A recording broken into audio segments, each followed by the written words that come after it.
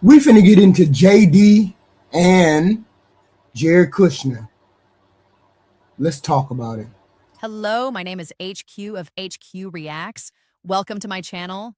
Please do me a favor. Hit the like button, share the stream, and click the notification button for new content. Thank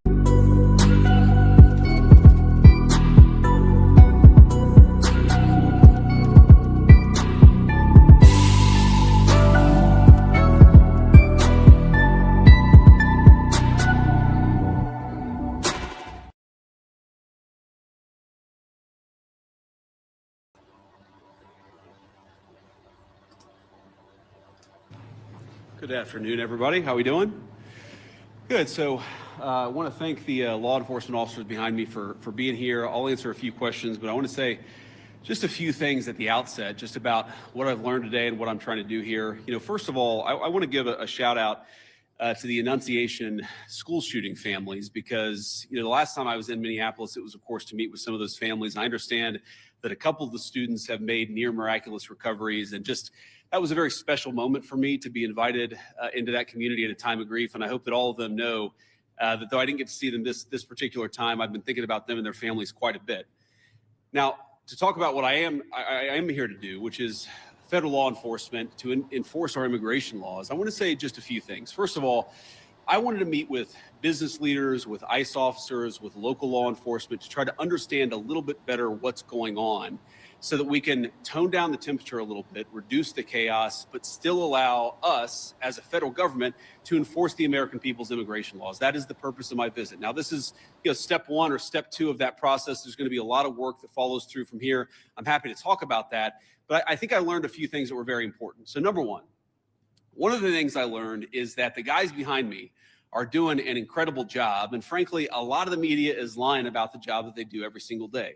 Now, it doesn't mean that there aren't occasionally stories out there, there aren't occasionally videos out there that suggest that these guys, or at least some of the people who work for them, are not doing everything right. But very often, if you look at the context of what's going on, you understand that these people are under an incredible amount of duress, an incredible amount of chaos. And because of a few very far left agitators, a lot of these guys are unable to do their jobs without being harassed, without being doxxed, and sometimes without being assaulted. That's totally unacceptable.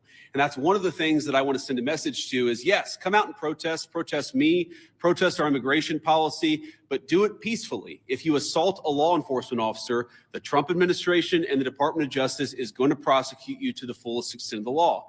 And I wanted to show some support for these guys who, frankly, are operating in a very, very tough environment. I heard a lot of stories today about that I think drives home just how chaotic the environment on the ground here has already gotten. For example, did you know that within the last, I think, week or so, maybe even more recently than that, you had a couple of ICE officers who were off duty, who had been doxxed online, who were sitting and having a meal at a restaurant in Minneapolis when a bunch of agitators showed up, locked the door, made them feel like they were in danger for their lives. And then, of course, it was federal law enforcement officers who had to come up, lower the temperature on the situation, and actually get those two off-duty officers to a point of safety. Now imagine, if you would, your life and your perspective on law enforcement if you can't even go to a restaurant without some agitators locking the door and making you feel like your life is in danger. That is the environment that has been created, I think, by a lot of very, frankly, far left people, but also by some of the state and local law enforcement officials who could do a much better job in cooperating and working. And by the way, I'm not talking about the cops, who these guys told me on the ground, the cops are very sympathetic to what they're dealing with. I'm talking about the state and local elected law enforcement officials who could do a lot better job in making their lives a little bit easier. And in the process, they would make the lives of all Minneapolis residents easier. And that's what we want. We want to be able to enforce the immigration laws on the one hand, while on the other hand, we want to make sure that people in Minneapolis are able to go about their day. And I want to say just one last point on this.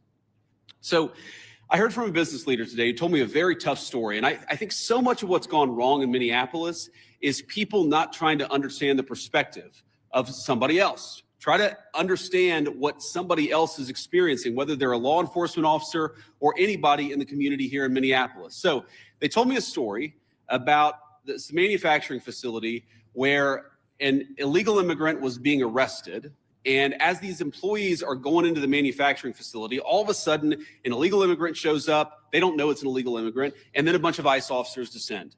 Now, these people just want to go to work. They want to go to work safely. And now all of a sudden there's a major law enforcement operation happening right outside their place of business. Now, from one perspective, I certainly understand why a business leader or why an employee would say, whoa, what's going on? It's a little scary, no matter your position in life, if a bunch of cop cars show up and they're arresting somebody. Now, the additional context is that we know that people online have been encouraging illegal immigrants that one way they can evade arrest is by showing up at a legitimate place of business, making it impossible for these guys to actually enforce our immigration laws. So while I can understand the perspective of somebody who doesn't want to see an arrest happen at their place of work, I can also understand the perspective of our immigration enforcement officers who have to do their job and can't allow a heckler's veto over our immigration enforcement. And so much of what's gone wrong is the failure to do that. And here's the point. We can do a good job of enforcing our immigration laws without the chaos, but it actually requires the cooperation of state and local officials. If you look at blue cities and blue states, red cities and red states, you go to Austin, Texas, or Memphis, Tennessee, you go to the state of Texas, obviously a very red state, or the state of Tennessee, a very red state, but you've got blue cities within those states, you do not have this level of chaos. The reason why things have gotten so out of hand is because of failure of cooperation between the state and local authorities and what these guys are trying to do. We have a ton of resources, a ton of ICE agents in this city right now that I would rather us not have. I'd love to send those guys home. They're not even doing targeted immigration enforcement. They are trying to protect ICE officers who are doing immigration enforcement, because when a crowd surrounds them and these guys call 911, the local officials, the local cops have been told to stand down. So we have people here who aren't even doing immigration enforcement, they're doing force protection. So that if a rioter tries to ruin the life or assault an ICE officer, they're actually protected.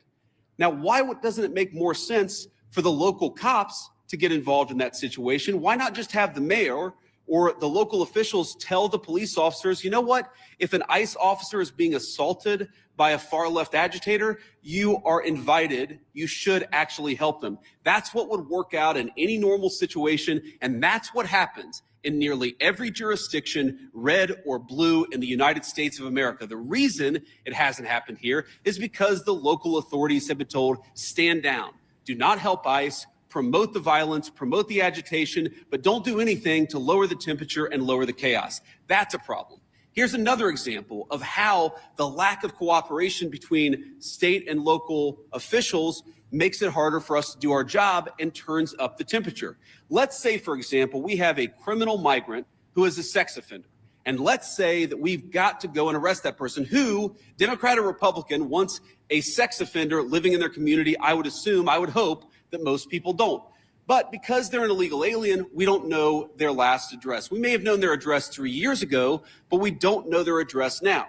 What we'd like to do is talk to local officials and say, you know what, according to the Medicaid rules, where was the last address this person was domiciled? Or according to a SNAP application, a food stamps application, maybe that could give us insight to where this person is today. Or maybe they had some local court trouble. We could go to the local courthouse or even the local jail and try to find where this criminal sex offender is today. The local authorities have been told, do not cooperate. So these guys are trying to go out and enforce the law. They're trying to arrest sex offenders, but they're trying to do it in an environment where local officials have been told, do not help them, do not provide intelligence about where these sex offenders might be. This is disgraceful. And there are a lot of things that all of us could do better to lower the temperature, but the number one thing that I learned today is that the best way to facilitate reasonable enforcement of the law, but also to lower the chaos in Minneapolis, would be for state and local officials to cooperate. Now, I will say, on one final positive note, I actually think that there's some hope, some reason to think that there's going to be better cooperation in the weeks and months to come. I think that because I've talked to some of the local officials here. I think there are reasons to believe that these people are going to step up and actually ask the cops to protect our ICE officers when they're being assaulted, who are going to ask the local courts to cooperate with getting criminal sex offenders out of our community. That's a good thing. That's the good news, and that's something I'm going to work on when I get back to Washington. But please, if you're a local official, if you're the mayor of this town, if you have any influence over those people, just tell them to cooperate. Because we could have immigration enforcement operate as smoothly and without the chaos that we see in Austin, Texas, or Memphis, Tennessee, or even rural parts of the state of Minnesota. All we need is a little cooperation. I guarantee we're going to do the best to be professional, to respect people's rights, to not do anything that we don't have to do in order to enforce immigration laws, but it would make our lives a lot easier. It would make our officers a lot safer, and it would make Minneapolis much less chaotic if we had a little bit of cooperation from the state and local officials. With that, I'll shut up and take some questions. Thank you. Now, JD Vance is a manufactured product, and it's a defective product. Unfortunately, they didn't give him empathy or sympathy or anything that relates to caring about other people. So he comes across as fake. That is what he is, and nobody can change that, for one. Two, some goofy in the chat said something about woke culture. That's not a thing. Only you idiots on the right think woke culture is a thing. Woke culture is not a thing. Please shut up about woke culture. That makes no sense. Sound dumb. This opening statement from JD Vance's narrative, he's trying to reset the narrative. He's attempting to reset the narrative that has risen up because of them, because of him and the White House and this administration. He's walking into a situation where the public narrative is already against his ass. Videos circulating community, upset accusations of overreach. You guys overreached. You guys did the overreaching. Children are caught up in the enforcement. What was that, a 5-year-old or 2-year-old or something today? That was in the news. Local officials openly resisting federal action. That's wild. So the opening statement does three things. His opening statement does three things. First, it claims moral seriousness. And nothing about this administration is serious. Nothing about the directives and the way they've taken the country is serious. He opens with some tragedy, grief, empathy. It's fake. We can all tell that it's fake. JD Vance is the most fakest person that's in the administration. Everything comes across as insincere. Everything. It's this empathy, this sympathy, whatever the hell he's trying to portray.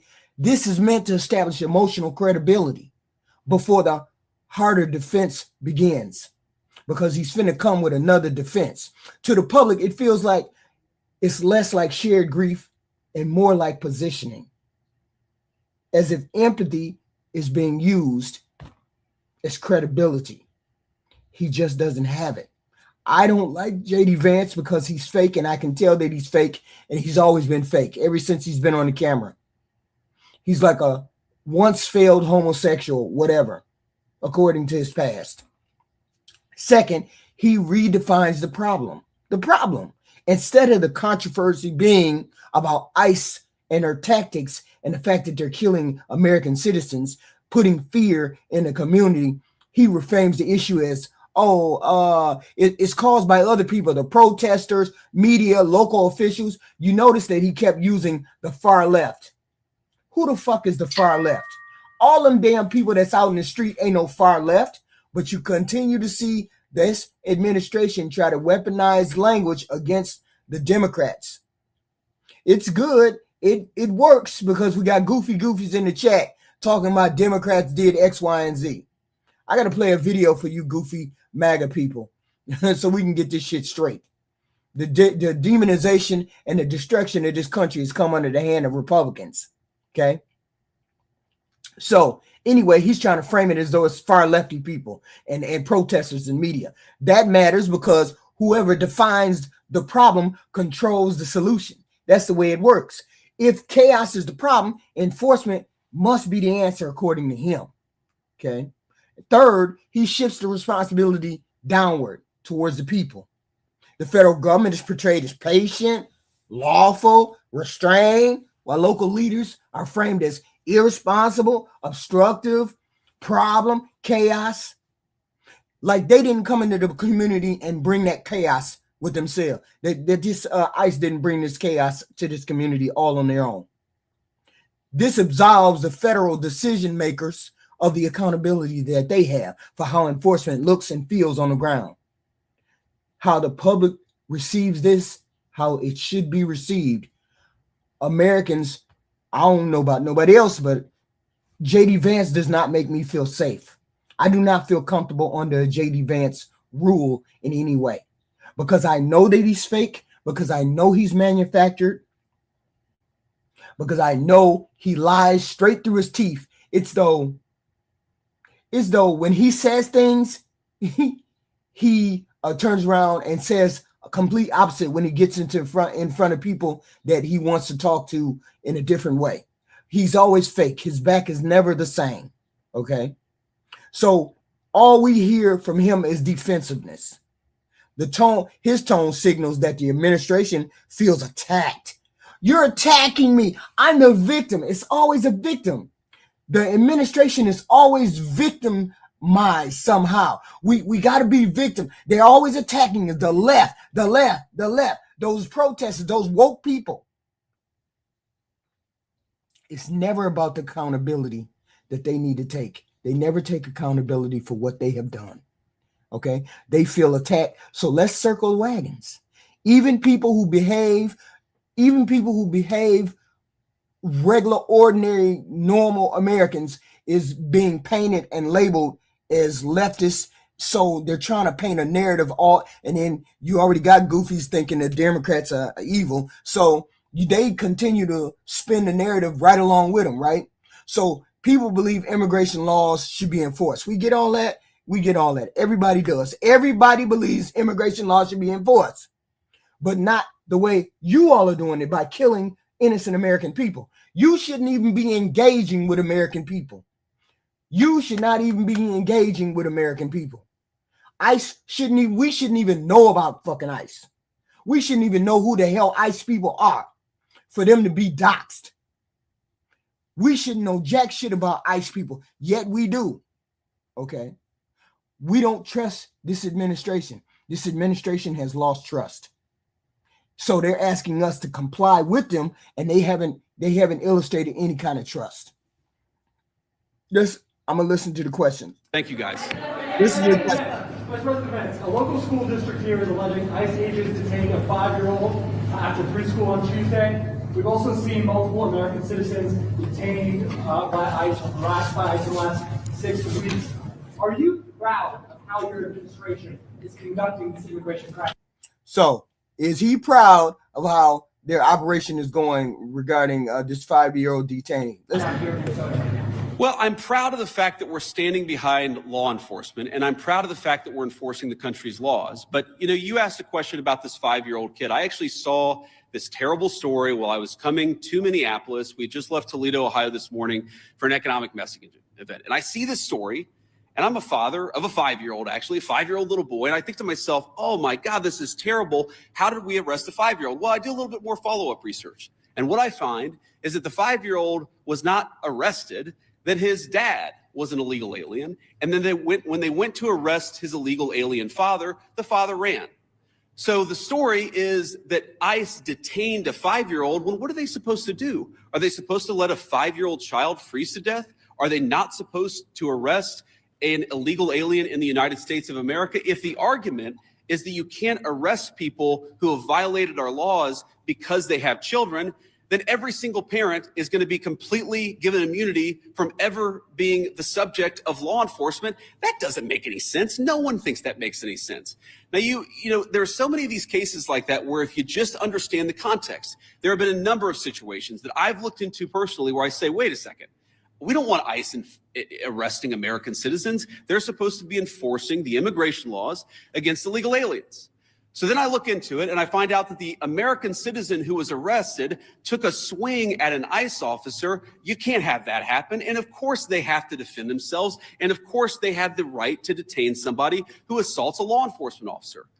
Now, this is my point. Do we want these things to happen? Do we want these arrests to be so chaotic? No, we don't. These guys want it least of all. But if we had a little cooperation from local and from local and state officials, I think the chaos would go way down in this community. Now, you notice that he doesn't address the human impact of doing that to a child. He only addresses the legality of it. The public wasn't asking whether officers followed procedure. They were reacting to the image of a child caught in enforcement. But turning it into a logical argument, he sounds crass and cold, like he always does. Nothing he says will get people past this demeanor of his. People here, you're asking the wrong question. What they wanted to hear from J.D. Vance was, we understand how disturbing this looks. We're reevaluating how these situations are handled, and we will handle it in a better manner. Instead, this answer reinforces the idea that trauma is just something that it's just going to be collateral damage. They don't give a damn about one way or the other. They don't care whether you trust them or you don't trust them. He don't care about it. You could tell. There's nothing human about what he said. Go ahead. After the Renee Good shooting, sir, the administration seemed to... Yeah, well, you can go next. Oh, no, I'm sorry. I Yeah. thought you pointed it No, out. that's fine. I'll take both. After the Renee Good shooting, sir, the administration seemed to... After the Renee Good shooting, the administration seemed to suggest that ICE officers enjoyed near complete immunity. But today you told the Washington Examiner that when appropriate, the administration might take disciplinary actions against ICE agents. So is that a change of opinion? And if so, why the change in tone? No, I didn't say, and I don't think any other official within the Trump administration said that officers who engaged in wrongdoing would enjoy immunity. That's absurd. What I did say is that when federal law enforcement officers violate the law, that is typically something that federal officials... Yeah, you did say something about them having immunity. Yes, you did say that. Yes, you did say that. When you first came out at that presser with Caroline Levitt, you said they had immunity. Yes, you did. Would look into. We don't want these guys to have kangaroo courts. We want them to actually have real due process, real investigation, because again, sometimes they're accused of wrongdoing, and it turns out when you learn the context, they didn't actually do anything wrong. But of course, we're going to investigate these things. Of course, we're investigating the Renee Good shooting, but we're investigating them in a way that respects people's rights and then ensures that if somebody did something wrong, yes, they're going to face disciplinary action, but we're not going to judge them in the court of public opinion. I've spoken at length on this particular case. I think that Renee Good's death is a tragedy. I also think that she rammed an ICE officer with her car. So the tragedy here is multi-layered. The tragedy is there was a misunderstanding. The tragedy is that Renee Good lost her life. The tragedy is that you have ICE officers who are going into communities where they're worried that if they call 911, no one's going to come to help them. That is what produces this terrible situation, and it's something state and local officials here in Minnesota could solve. Yes. Wow. So he's tone deaf as usual. He's tone deaf. He's using the legal argument, focusing on protecting officers and from some unfair judgment without equally acknowledging that they have done civilian harm, that they have hurt the American public. The public hears, or I hear imbalance. I hear that you all don't give a damn how this comes across. You don't give a damn about how this comes across to regular, ordinary Americans. Even people who support law enforcement expect our officials to say clearly and plainly, if we mess up, then we're going to take accountability. This administration is the only one that doesn't take accountability for their actions. They just do things and expect us to accept it. Okay? So the hesitation to say that directly makes me wary of these people, because they say things just to get in front of the camera and then don't take accountability at all. Not one accountability piece has he said ever. Let's go. Yes, sir. Could you give us a message towards March for Life tomorrow, especially regarding the cooperation and family values? It's a shame that kids have to get caught up in all this, and towards that, sir. Well, it is a shame that kids have to get caught up in this. I am speaking at March for Life tomorrow. I'm pro-life, and I'm very excited to speak there. I want to talk about local law enforcement, but I am, as a child, I saw people in my family get arrested. It's terrible. It's heartbreaking. It's chaotic. It's traumatic for the kids. I can recognize that, and I can recognize that we got to support these kids. Well, on the other hand, saying that just because you're a parent doesn't mean that you get complete immunity from law enforcement. And I think we have to hold both of those thoughts in our head at the same time. We've got to be sympathetic to the kids who are caught up in some of these enforcement actions. We've also got to say we have to enforce the law without bias with fairness, but we've got to enforce the law. Mr. Vice President. There was a class out a few weeks ago, and their mayor said they haven't heard about this thing in the city, and how this ICE kind of proactively work with these local agencies. Really possibly, and I'm curious how to do that. You said there was an altercation in St. Cloud. Yeah. The mayor said that ICE did not communicate with them if they were in the city for immediate operation, but police chiefs did not know about the operation at the time. Could you talk a little bit about proactive communication? Yeah.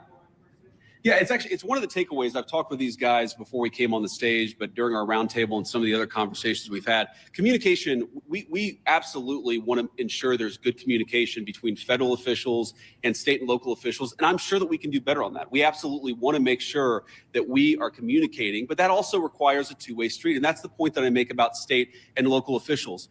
These guys. See, and that's the problem. He is framing it as though local officials and people, regular ordinary individuals who might be involved in a situation or federal authorities or local authorities, state authorities are not being reasonable. They're the only ones that are reasonable. We're the only ones that are reasonable. We got that goofy shit in the chat. The chat is saying, oh no, it's always on the left. It's only the Democrats that are unreasonable. It's only the Democrats that are saying stuff that's unreasonable. No, this is a clear case of them on the right, ICE being wrong, ICE doing what is wrong, ICE acting against American citizens. This is obviously on that side of the aisle where they're taking advantage of the narrative. Well, they take advantage of the goofy. So you got people spouting the same talking points as the administration, and the administration came out 5 minutes after the shooting and had a whole script for it, and they've tried to keep that script going, although we know that script is a lie. So no, it's not on the left. This is all on the right. All the negative unaccountability is on the right. And they're trying to make it seem as though they're reasonable. No, you're the unreasonable one. You're not the reasonable people. You're not the one, because your people attacked an American person, which makes you the unreasonable portion. Will absolutely communicate with state and local officials. They'll tell people if they have to do an enforcement operation in a particular municipality, but part of that is they also want to ensure that if they're communicating about their whereabouts, that's not being used as a weapon against them. Sometimes they tell people where they're going, and then they find out that their agents' faces are on on Reddit or on some social media thread saying, here's this guy, we know he's going to be at this place at this exact time. So that communication has got to be a two-way street. These guys are going to communicate with business leaders, with local officials, with state officials, but we also need the local officials and state officials to do a good job of protecting people when they're in their communities. We're not asking, by the way, we don't want any police officer in this community, in this state, to help us do immigration enforcement. We've got that. But if a protester shows up and that protester turns violent against our immigration officers, we really, really need the cooperation of our local partners. We haven't gotten it yet, but I think if we do, we really can lower the temperature. Yeah. Reports say that an ICE memo allowed agents to enter people's houses without a judge's warrant. What do you say to people who say they're concerned about violating the law? How much is this? Yeah, so I saw that story, and the story is like so much that I read in the mainstream media. It's missing a whole lot of context, and when you appreciate the context, it makes sense. No one is saying, look, there are exceptions. For example, a crazy exception, if somebody is fired at from inside a house, they don't need a warrant to go inside that person's house. There are very narrow exceptions to the warrant requirement where law enforcement officers don't need it. They're trying to train ICE agents that they can violate your Fourth Amendment right. They're training them to violate it, to figure out how to violate it, for you to allow them in there. Do not allow them into your home. They're breaking the law. They're breaking the Constitution. They're trying to they're trying to force you to violate your own Fourth Amendment or your rights. Don't allow them to do that. He's trying to gloss over the fact that they have been training officers to violate your rights to come into your home. I'm saying be very careful about what they're doing, because that's exactly what they're trying to do, is make you violate your own rights so they can just walk into your house. That's what he's talking about. A warrant if, for example, they're an imminent threat of their lives. But what we've said and what ICE has proposed, what the Department of Homeland Security really has proposed in the Department of Justice, is that we can get administrative warrants to enforce administrative immigration law. Now, it's possible, I guess, that the courts will say no. And of course, if the courts say no, we would follow that law. But nobody is talking about doing immigration enforcement without a warrant. We're talking about different types of warrants that exist in our system. Typically what happens, not always, but typically in the immigration system, those are handled by administrative law judges. So we're talking about getting warrants from those administrative law judges. And then of course, with other cases, you get judges or you get warrants from a judge. That's very consistent with the practice of American law. I'm sure the courts will weigh in on that, but we're never going to enter somebody's house without some kind of a warrant, unless of course, somebody's firing on an officer or they have to do something in order to protect themselves. Go ahead. Do you believe that you can forcibly enter with an administrative warrant, or would that be a violation? Well, our understanding is that you can enforce the immigration laws of the country under an administrative order if you have an administrative warrant. That's what we think. That's our understanding of the law. That's our best faith attempt to understand the law. Again, this is something courts will weigh in on. I won't speak to that, but yes, most immigration law in our country is not done through the criminal system with the judge. It's done through the administrative law system. We're going to continue that practice just as they did in the Biden administration or any other administration. Was there anything that you heard or saw today that would cause the president to invoke the Insurrection Act? And then also, did you meet or talk to the ICE agent who's involved in the neighborhood incident? I did not talk to him today. I talked to some of his colleagues. I told you they don't want to put out the Insurrection Act. They don't want to put that act out because it's not against black people. What they expected was us black people to come out in the street, and then it'd be justified because some of you white people would be like, yeah, all those Negroes in the street, yeah, you need to get them back in the house. We understand exactly. That's why you don't see a lot of black people out there, because we understand exactly what the president tried to do. The president would have been put the Insurrection Act out there if it would have been black people out there. But we decided we were going to stay home. You all, the white people, got us into this problem. Hispanic people got us into this problem. It's up to you to get us out of this problem, because we're not helping. We tried to help you in November 2024, and you decided that that wasn't the help that you wanted, so you decided to do something else. If that was a street full of black people, he would have been uncalled for the insurrection, because you would have had white people saying, hell yeah, you got all them Negroes in the street. You need to get them out of the street. You need to get them right there. They're going to rob us. They're going to kill us. They're going to do all that. A lot of y'all would have been doing just that. Just that. So we decided we weren't going to be outside. So that's why you don't see a lot of black people outside. You don't have to believe me. You just have to talk to a lot of black people. That's all. We ain't doing it because it's clown shit show. Because we already know they would have been done killed more than they did black folk. But see, unfortunately, it was a white lady that got killed. It was a white lady that got killed. And now everybody's all up in arms. All up in arms because it was a white person that got killed. More so than they were for the George Floyd, but more so for this young lady, because it never should have happened. I hate that it happened. It never should have happened. But this is a problem that you all white folks have to solve, because no way should ICE be on the street killing folks. But you know what? It is what it is. So y'all just keep on dying. Keep on doing what you do, because we ain't gonna come out there and deal with it. But as long as he ain't did that Insurrection Act, y'all lucky, because it would have been invoked if it would have been us. Your question on the Insurrection Act is interesting. I've tried to understand this as well as I possibly could. And my understanding is what the Insurrection Act, what invoking the Insurrection Act would allow the federal government to do is that it would allow the federal government to use the military for local law enforcement operations. Right now, we don't think that we need that. Now, the president could change his mind. Of course, things could get worse. But right now, we think that federal law enforcement officers can do the job of federal law enforcement. Now, what I do worry about, again, is if the chaos gets worse, if more and more ICE agents start getting assaulted, if other law enforcement officers start getting assaulted, that would be a real problem.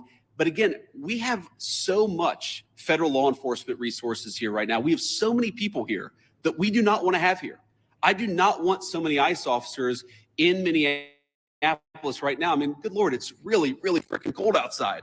But they're here not even to enforce immigration laws, but to protect the people from the rioters. That's an absurd state of affairs, and we wouldn't need it if we had a little bit more cooperation from the Minneapolis Police Department. Again, the Minneapolis Police Department, my understanding is that the actual beat cops on the ground, they would love to help out, but they're being told by somebody, I don't know if it's Mayor Frey, they're being told by somebody not to cooperate at all. What kind of a person tells their local police don't protect somebody if they're being assaulted by a rioter? It's crazy.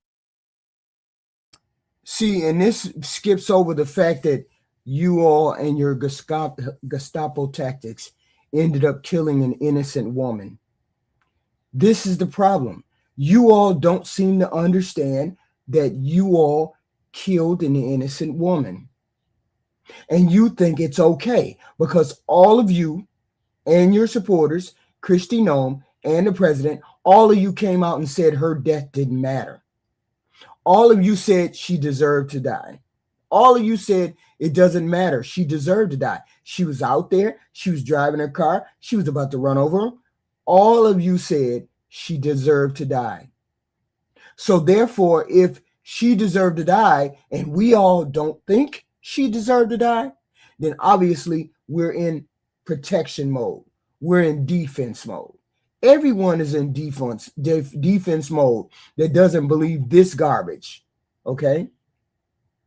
Everyone is in defense mode that doesn't believe the garbage, because what this administration did was come out and clearly slam, demean, assassinate her character, and they're doing it in the chat. You got Goofy doing it in the chat. She wasn't a nice person, so she deserved to die. She wasn't a nice person. She attacked the police, so we got to kill her because she attacked the police. She wasn't a nice person because she decided to run over the policeman. She wasn't a nice woman, so she deserved to die. This is what we're hearing in the chat. A human being deserved to die. So when you say local law enforcement is not helping us, local law enforcement is protecting the people of their state. They're not protecting law enforcement officers who should not even be messing with regular, ordinary individuals. Why would you need to send all of those immigration officers, all ICE, to Minnesota when you're trying to get these criminals, rapists, whatever? You're trying to get all those people. It's not a lot of those people that live in that community. You're not going to get any cooperation from the people in that community. So why would you double down on the efforts and bring all of those people there? No. She deserved to die. She was gay. She deserved to die. She was a woman. She deserved to die. She was aiming the car at the policeman. She deserved to die. She was chewing gum. She deserved to die. She was happy. She said, I'm not mad at you, dude, but she still deserved to die. All of those things that we hear in the chat. She's gay. She wasn't a good woman. Oh, she gave away her kids. She didn't have her children. She was an agitator. She was an ex-wife. She deserved to die. This is all of the things that we hear in the chat. She deserves to die. So therefore, what's his name? Waltz called his people out there to protect his enforcement, the local police. He called his people out there to protect the regular, ordinary citizens that this government doesn't seem or mind to kill. They don't mind. They don't mind killing. They don't mind shooting you. They don't mind killing you. They don't mind doing all those things to y'all. It used to be that they didn't mind killing black folks. Who cares? Kill George Floyd. George Floyd deserved to die. Hell yeah. Got him a foot on the neck and all that good stuff. All of them deserve to die. All them black folks deserve to die. But now they're killing white folks out there. Now they're killing white folks out there. And some of y'all are still out there justifying the fact that they should kill white folks and black folks and Hispanic folks. Some of y'all out there saying that. That's wild. And yet you wonder why Waltz called the regular, ordinary police out there to protect the regular, ordinary citizens. You shouldn't even be, ICE shouldn't even be in freaking Minnesota. ICE should be somewhere else doing something else. Their job is to deal with immigration. You shouldn't have 2, 4, 5, 6,000 people, immigration agents in one city just to deal with the regular folks. This is just something this administration wants to do. And fake ass JD is going right along with it. So it is what it is. Well, I hope y'all kill more white folks. I hope y'all kill more black folks. I hope y'all kill a whole bunch of folks. Because this is what it's come to. Oh no, she's gay. She deserves to die. Oh no, she deserves to die. This is what goofy people in the chat are saying. I don't believe it, of course, but this is what goofy people in the chat are saying. She deserved to die. George Floyd deserved to die. All the people deserve to die. Yeah. And it's got to stop. Yes. Earlier this week, local law enforcement accused federal agents of racial profiling. Why are there so many U.S. citizens being caught up in this operation? Well, I think your question assumes something that's not necessarily in evidence, which is that when there are American citizens who have been caught up in some of these enforcement operations, very often it is people who have assaulted a law enforcement officer.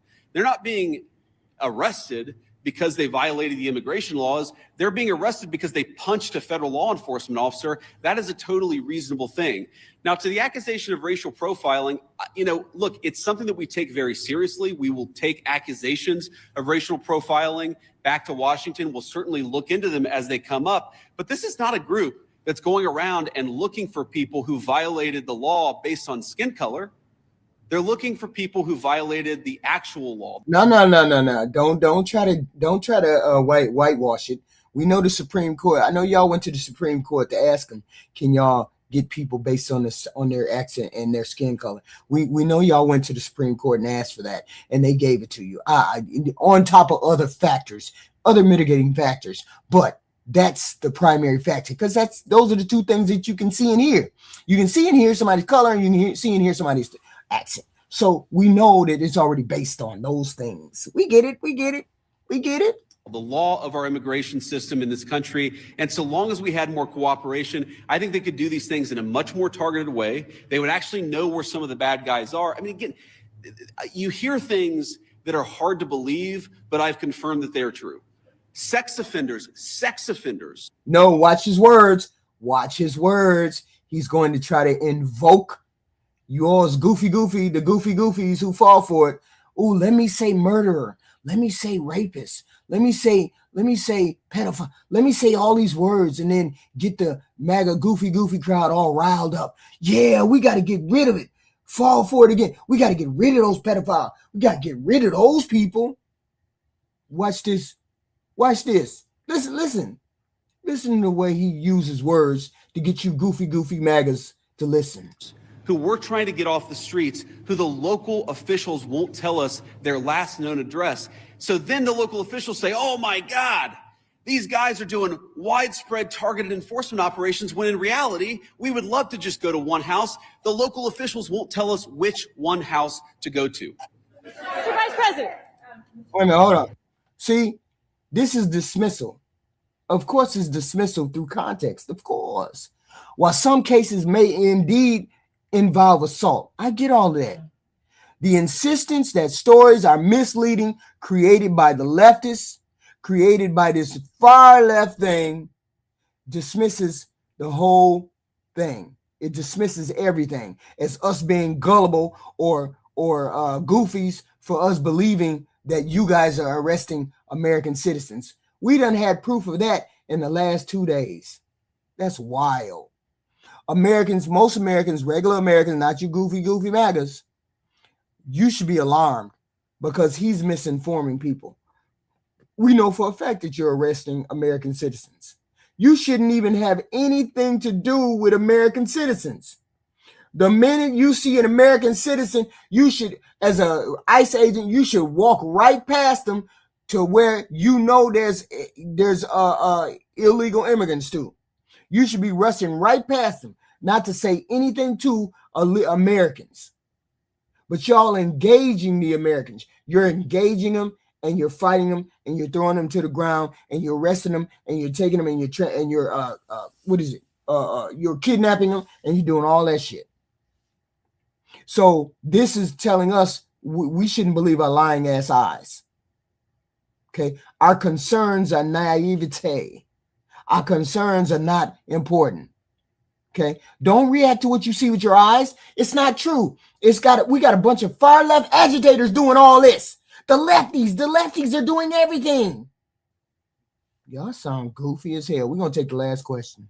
To that question, the local police chiefs have said their own off-duty officers, so police officers, are being targeted because they are a person of color and asked to show their papers. Is that a concern of the administration of the Department of Homeland Security? If local law enforcement says their own officers are being targeted and they describe it as, quote, civil rights violations in our streets. So I saw one story about this and one local police officer who said this. And look, certainly is it a concern? Absolutely. The first thing we have to figure out is whether it happened or not.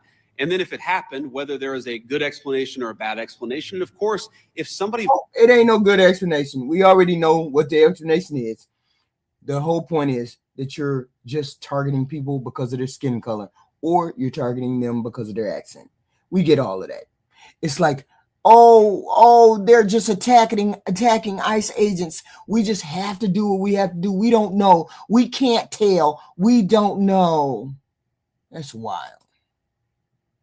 Violated the law, if somebody racially profiled, if somebody violated the rights of one of our fellow citizens, that is something we will take very seriously. What I also would say is that many of the most viral stories of the past couple of weeks have turned out to be, at best, partially true. So we want to... Very, very dismissive of what goes on. This video doesn't reassure because it's not designed to reassure anybody. This is designed to justify federal power, shift the blame to walls. Of course, it's to shift the blame to walls. Shift the blame to walls, shift the blame to lefties, to the lefties. They want to control the narrative and minimize the public fear because this is what they want to normalize. This administration keeps answering legal questions to an audience who keeps asking moral and emotional questions. This mismatch is why this appearance is fucked up. JD Vance is a cartoon character. I can't stand him simply because he's fake as hell. He lies to who he needs to lie to. Whenever he gets into a different room, he lies to make sure that they like him. He goes to another room, he lies to make sure they like him there. Okay, so I don't leave thinking he's a good guy. I leave thinking he's a piece of trash who wants to pull the wool over Americans' eyes. So that's the way he is. This is our second. JD Vance is just somebody that's there. For me, JD Vance will always be that fake human being that you can't trust. You can't trust this fake human being. Check this out. Y'all hear about this? Where is that? That board, that $1 billion board that Donald Trump them is there you go. Son-in-law unveils a master plan for the reconstruction, which is wild as hell. Wild as hell to me. That you're the person that's in charge. You're the person that's in charge of pulling it together. So y'all just go over there and take over somebody else's land, somebody else's shit. Y'all just go over there and take it over. Well, we got a plan for y'all. We got a plan for y'all. That's it. We got a plan for y'all. So this is the article. See, let me get this article. Let me pull it. Hold on. Let me pull it together. Let me pull up this article. Let me make sure I have the right article. Hold on. Jared Kushner. Wait a minute. I forgot the article. That's the article. Y'all see me scrolling. Wait a minute. Hold on. Yeah. Let me go back. Here it is. Let me see right here. Here it is. This is the plan. This is the plan. Y'all give me uno momento. Here we go. What is the 180 skyscrapers for Gaza? Trump's son-in-law Kushner unveils master plan for enclave's reconstruction. Make it make sense. Board of Peace. That Board of Peace where they got $1 billion per person who joined the Board of Peace. We have a master plan. There is no plan B. This is what Jared Kushner said, unveiling his vision for post-war Gaza in front of the World Economic Forum at Davos. Okay. So he said, if it fails, he said blame would be easy to ascribe. If Hamas does not demilitarize, that will be what holds back the people of Gaza from achieving their aspirations. What do you mean achieving their aspirations? You don't bomb a house down and then volunteer to manage the survivors. That bogus ass stuff y'all doing. That sentence tells you everything you need to know about the mindset behind this plan. When someone says there's no plan B, they're not expressing confidence about it. They're announcing that the debate about what to do about Gaza is over. Palestinians are not being asked what they want for their future. Y'all just doing what y'all want to do to somebody else's land. The Palestinian people are being informed of what future has already been decided for them, which is crazy as hell to me. Okay. And notice how quickly the blame is assigned when it comes to this. If this fails, if Gaza does not prosper, if Gaza doesn't make this shit happen, if people resist, the responsibility is preloaded onto the Palestinians' backs.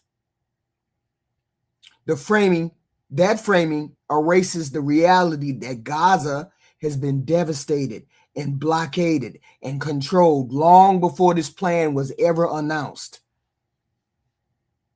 This is not neutral. This is controlling the narrative about this freaking.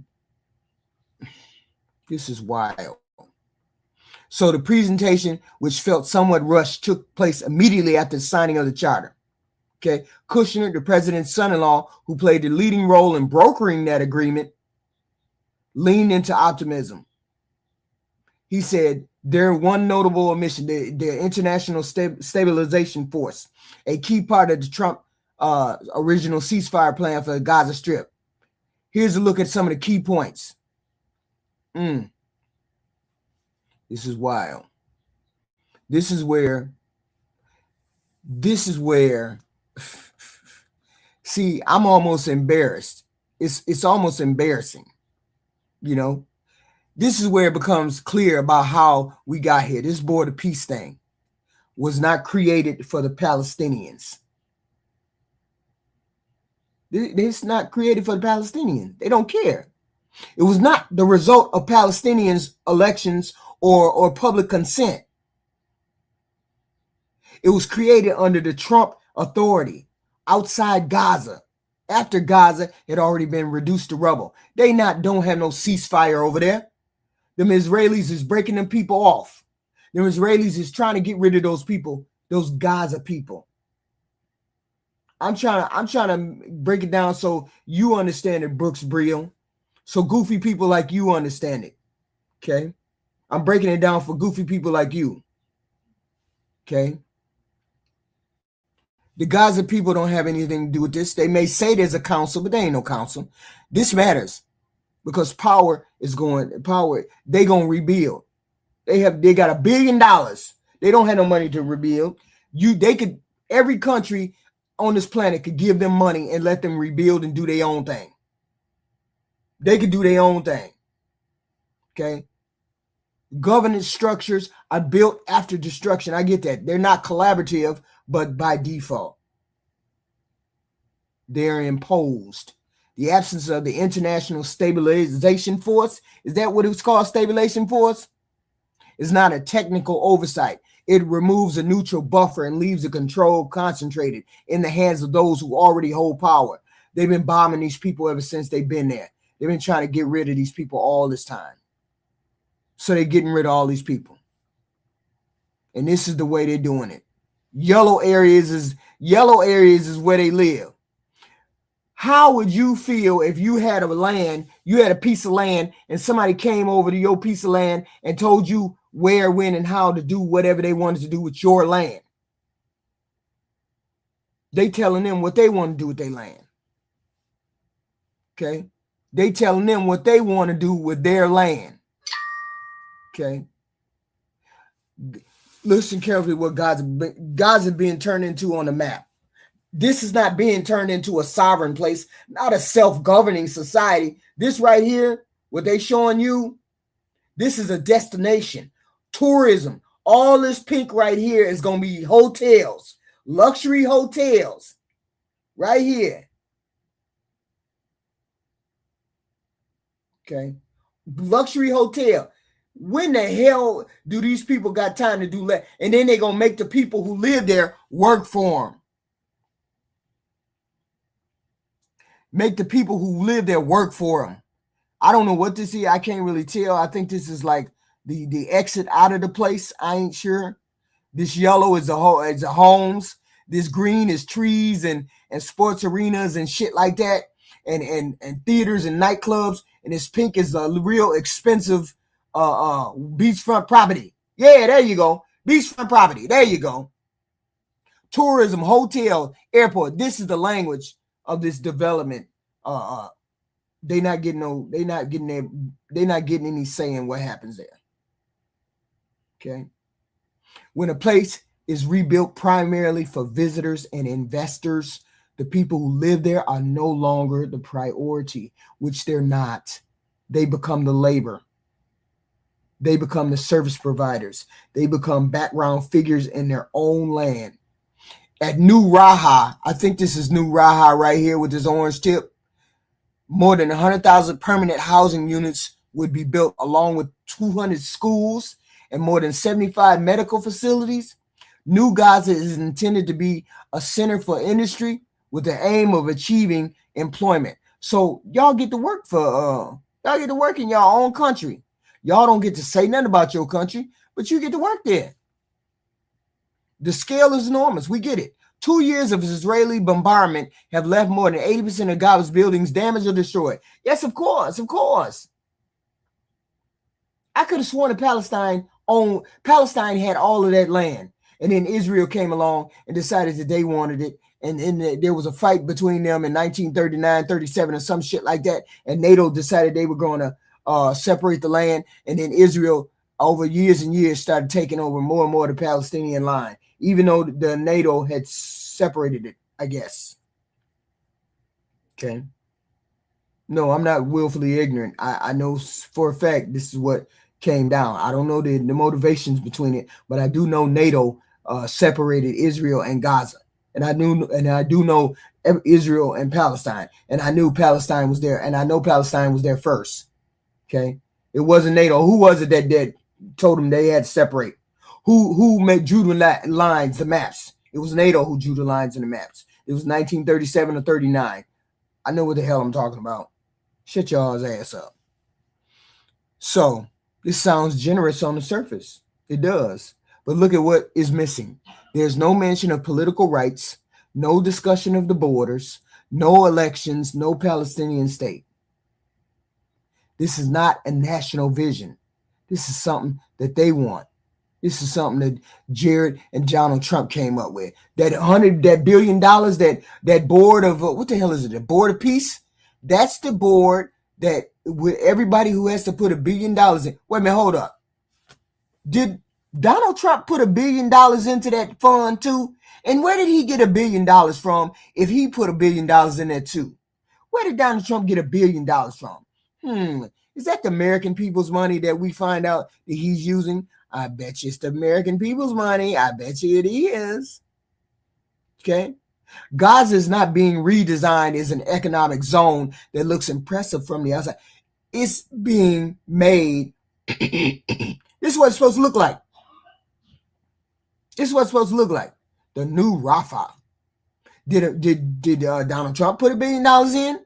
Is this a part of something that Donald Trump put in? Did we as American people, did we invest $1 billion? 100K permanent housing units, 200 education centers, cultural, religious, and vocational centers, medical facilities. This is what it's supposed to look like. Okay. I guess that's okay. This what I know. This ain't what they trying to do. Is this what they trying to do? Jared Kushner displays plans for the post-war Gaza after signing ceremony for the Board of Peace, and he put up these pictures. This is wild, and he put up this picture. So who's going to pay for it? Governments will make the first contribution, of course, $1 billion apiece. In the next couple of weeks, it's $1 billion. He also appealed to the private sector to come forward, promising amazing investment opportunities. How you going, as an Israel, as a Jew, a Jewish person, Jared Kushner, how you going to be in charge of calling people over there to invest in a country that ain't even yours? Okay? Invest in a country that ain't even yours. I know it's a little risky to be investing in a place like this, but we need you to come. Take faith, invest in the people. What you mean invest in the people? What people? What people you investing in? You ain't investing in nothing. While senior Palestinian officials have been slow to react to Kushner's presentation, criticism from elsewhere has highlighted the sense that their powerlessness is being exploited. Of course, it is. Governments will make the first contributions, according to them, with initial announcements expected at a conference in Washington. Of course, this is where the danger comes in. Danger becomes structural. Entry into this rebuilding effort is reportedly tied to those billions of dollars that everybody got to put in there. Everybody has to contribute $1 billion. Okay, $1 billion. That is not aid, that is stakeholding. So when governments and corporations invest in that kind of money, they do not simply help to rebuild. They want to gain leverage. They want to have some say. They want to have a stake. There's influence. So once they got all these outside influencers trying to get in on this, Palestinians ain't going to really have no say. Okay. Palestinians ain't going to have no say. This is how ownership happens without ever using the word ownership. Okay. It says, while senior Palestinian officials are slow to react, Palestinians face a plan to eliminate their very presence based on domestication, subjugation, and control. Palestinian founder of the European Mediterranean Human Rights. This is not fringe outrage. They plan to take y'all country. They taking y'all shit. They taking all your stuff. Israel's military is present in just over half the territory. The original ceasefire plan included an international stabilization force. There ain't no ceasefire. Never was a ceasefire. Never have been a ceasefire. They lied to you goofy goofies. It ain't never been no ceasefire over there. Within an hour of them calling a ceasefire, Israelis was back there bombing. Back there killing folks. There ain't never been no ceasefire over there. And people still getting broke off. They still trying to push all of those Palestinians into the sea. They want to clear that whole deck. They know that. They just want a PR campaign. They just want us to be not. That's why you think Netanyahu is always paying people. They always paying people on the right to defend Israel. All those people on the right get paid money to defend Israel. Because Netanyahu pays them to defend Israel. Okay. I don't know whether people on the left get money. I'm sure they do. But most people defend Israel because they get paid. And a whole bunch of the influencers online got paid money to defend Israel too. A lot of them got paid to defend Israel. And this is what Netanyahu wanted. Netanyahu wanted people to be, they wanted people to be good. They wanted people to be complacent. No, I need y'all to talk good about Israel. We don't want people to see the pictures. We don't want people to see the pictures of us bombing all the Palestinian people. We don't want you to see the pictures of us killing the Palestinian people or pushing them off their land. We don't want y'all to see that. We don't want the American people to know that. So we want to pay you right-wing influencers. We want to pay y'all in order to promote Israel. And that's exactly what they did. They promoted Israel. Right now, all of them are promoting Israel. Promoting Israel. Oh, we can't go against Israel. We can't do X, Y, and Z. We can't do none of that. Okay. Because you can tell when people get paid. They get paid plenty of money to do it. So there's no ceasefire. They just lied. Okay. They said no weapons, no rebuilding, no compliance, no future. That's what they said. If they continue to have guns, Hamas continues to have guns, there's no weapon. If you don't give up the weapons, there's no rebuilding. If you don't have no compliance, no future. Okay. Then you shouldn't be talking crazy, Pat Yeager. Don't ever come for me. I'm just a messenger. Don't come for me. But you keep coming for me, so you get banned. Okay. The task of overseeing demilitarization will fall to a new technocratic committee made up entirely of Palestinian appointees. Quietly, the Palestinian Authority has expressed concern that the committee threatens its role. So they're trying to figure out what they're going to do. What are they going to do? Palestinians are included on this committee. I get that, but they were not chosen by Palestinians. They are appointed, not elected, and they answer upward, not to the public people. That is administration, not self-rule. Not self-rule. And the sidelining of UNRWA. Okay, I forgot who that was. It's not just, they're just not an aid provider. It's the backbone of the Palestinian civilization life. And I guess they've been removed. So this is how erasure happens through bureaucracy. So they plan to take over Gaza. They plan to take it over. Simple, simple, simple. This is not being sold as hope. None of this is being sold as hope. Okay? Quietly, Palestinian Authority has expressed concerns. Of course, they've expressed concerns. Of course. Of course. This is not hope. This is consent. It's under control. It's control. So they're trying to control the narrative about Gaza. No, what we really know is that you guys never ceased fire. We understand all of that. I understand that. I get it. Under the language of benevolence, this is what they're trying to say. They're being benevolent. Investment and rebuilding. No, you're taking over their land and you're trying to make hotels. You're trying to make beachfront property. This is what they're doing. You see this right here, this pink is beachfront property.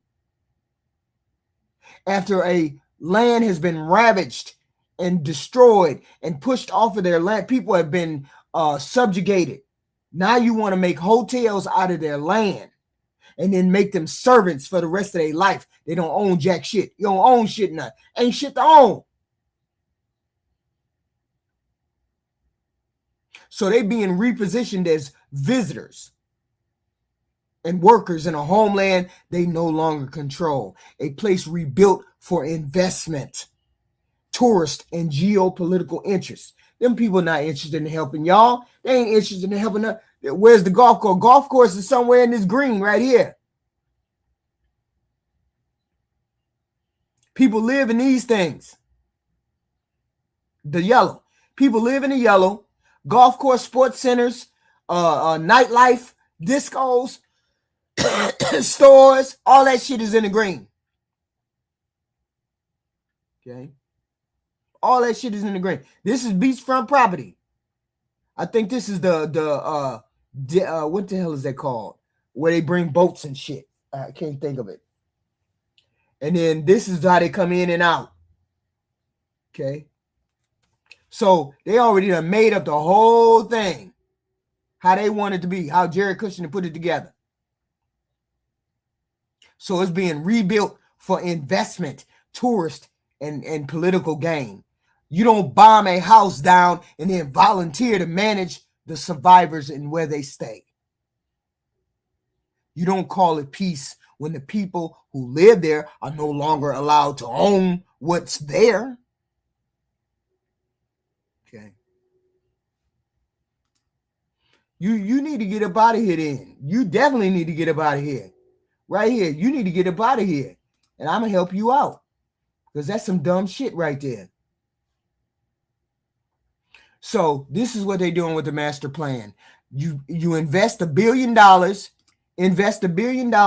and you get to own property and land in Gaza. You get to own a hotel in Gaza. So it's not related to what they want. It's related to what Jared Kushner and the investors want. He's $1 billion investor. That's wild. That y'all just gonna take people's land and do what you want to do. That's what they plan to do. Let's listen to the president with his goofy ass. And I think Greenland's going very well. It's in negotiation. And I think what we did today was great. It was great. It's going to be a great board. That'll be a board, I think, like no other, right? It's a board like no other. A lot of people joining. We just went out with the letters, and a lot of people are joining. Now we have a flight back, and we'll be landing in 4 hours and 45 minutes. And I'm going to be very late for a dinner, but that'll be okay. What are some of the elements of the Greenland concept that you can tell? There was really a negotiation, but it's infinity. The time limit is infinity, meaning there is no time limit. It's forever. It's you hear about 99 years, 50 years. It's forever. That was discussed. We can do anything we want. We can do military. We can do anything we want. And it's being negotiated, and let's see what happens. I think it'll be good. Would the U.S. have no price? There's no purchase price. Would the U.S. have pockets of sovereignty over parts? We have a lot of great things in the deal, and don't forget they're also good for Europe because when we're good, they're good, and if we're not good, that's not very good for them because we hold it all together. We're holding it all together. Does that actually give you control of land in Greenland? Does it give U.S. control ownership of land? Yeah, whatever we want. Yeah. We're all going to work together, and actually NATO is going to be involved with us. We're going to be doing in conjunction, parts of it in conjunction with NATO, which is really the way it should be. To be clear, will the U.S. We won't have any expense because we're not going to have expense. Other than building the Golden Dome, we're going to build the Golden Dome. And we'll have participation in that also. The cost of the Golden Dome, we'll have participation in that also, meaning with the expense of it. And it'll be like no other. I mean, our technology is incredible. Is Denmark signed off on this, or are they on board with this concept? Is Denmark on board with this concept? I think everyone likes it. I mean, I think. I'll let you know in about 2 weeks. Have you spoken with Denmark about this plan? Secretary General Mark is a great guy. He's a great guy, and he's spoken to everybody. And when you spoke with the NATO Secretary General, did you talk about U.S. military presence in Greenland? About military We presence? talked about everything, and you saw him yesterday. He was interviewed on Brett Bear, and he was very happy. See, this president loves to spin bullshit. This is the bullshit, and the fact is, the Republicans in the House and the Senate told him, if you take Greenland by force or you try to get Greenland, we will impeach you. That is what he was told. He got rebuffed. He got rebuffed by Europe. And they told him, hell no. You're not buying Greenland. You're not making any kind of negotiations, anything of the sort. Shut your ass up and go back to the United States. That's exactly what Greenland told him. That's exactly what the Republicans in the House and the Senate told him. You try to take it, and then we're going to impeach you. So now he has to spin it whatever way he needs to spin it in order for it to look good for the goofy goofies. Because the goofy goofies gonna believe whatever he say because they zombies. But we understand exactly what happened. They said before you left, if you go into Greenland in any way, try to take Greenland in any way, then we're going to impeach you. I played that video a couple days ago. Goofy goofies, go look at it. Go look at the United States Senator saying we will impeach him for high crimes and misdemeanors if he tries to invade Greenland. All you goofy goofies got to do is go back and look at the video. I just be lying. Very convinced this is a good deal for everybody. With Ukraine, how does your conversation go with President Zelensky? We had a conversation. I've had numerous conversations on Ukraine. It'd be nice to end that war. You know, it costs us nothing. We make money. I don't want to make money, but we make money.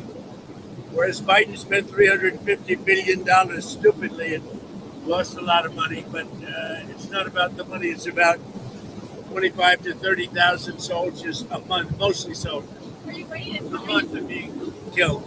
Do you think that can you sign the securities deal? Are you able to sign that? Golf and Jared are right now on the way to Moscow, so we'll see how that works out. What kind of I had a good meeting, but I've had numerous good meetings with President Zelensky, and it doesn't seem to happen. You know, it's funny. I put out a 35-year war in a day, a 32-year war in 2 days, and other wars. The worst was like 4 days, and this one goes on and on forever. And y'all know he did send a letter to the Switzerland or the Nobel Peace Prize board and say, seeing as how you didn't feel like giving me the Nobel Peace Prize, I don't feel like being nice to you guys anymore. You know he sent the letter that says that, right? He said, because y'all didn't give me the Nobel Peace Prize, I don't feel like I have to be nice to you guys anymore. But I bet you he won't take his ass over there trying to get Greenland no more. I bet you he won't do that. I bet you he won't do that. Actually, they may have been more complex. Do you think that the trilateral that the U.S., Russia, and Ukraine are having in Abu Dhabi this weekend leads to a trilateral between you, Putin, and Zelensky? Look, it's all good. Anytime we meet, it's good. If you don't meet, nothing's going to happen. I mean, for the first 3 years, nobody met. Under Biden, nobody met. And you know one thing, if you don't meet, nothing's going to happen. So we are meeting, and we'll see what happens. I hope we can save a lot of lives. So, Mr. President, what kind of concessions does Vladimir? He doesn't deserve the Nobel Peace Prize. He's done nothing to deserve the Nobel Peace Prize. He's only threatened his allies, alienated our allies, put us on the world stage like we clowns in a clown show. He hasn't done anything that deserves a Nobel Peace Prize. He's tried to do the right thing, but he's always stepped on shit and then brought it into the house. He's always shit the bed on his own. So that's the problem that he has. We're not saying and the only thing is, and this is the beautiful part, which maybe people don't see. He's only doing it so he looks good. He doesn't do it so that he can help America. He's doing it only so he can look good. He's a clown. He always will be a clown. He's a thug. He always will be a thug. He never does anything for the American people. He only does things for himself. And that's why he always will be a clown and never to be able to shine Biden's shoes or Obama's shoes. He's just one big joke. That's why he will never get the Nobel Peace Prize. He just never will, because nobody's going to give it to him. Mr. President, what kind of concessions does Vladimir Putin need to make at this point? I mean, he'll make concessions. Everybody's making concessions to get it done. Europe is going to be a part of it. It's got to be a part of it. Look, it's more for Europe than for me. I mean, I'm doing this more for Europe than for me. I'm doing it to save lives, number one. I'm doing it secondarily for Europe. I'm not doing it so much for the U.S. It doesn't affect us very much. Other than the loss of lives, we're not affected by this. thousands of miles away. We're separated by an ocean. But I have an ability to get things done like this, and we'll see if I can get it done. I mean, it would never have gotten done. I thought Putin wanted the whole thing. Maybe he does, but he's not gonna be going there unless we don't make a deal. But we had a good meeting today with President Zelensky. I think a very good meeting. What's the main holdup? What's the main holdup to getting a deal? The main holdup is the same things that have been holding it up for the last year. Look, this is a war. This is Biden's war. This isn't my war. This is a war that should have never happened.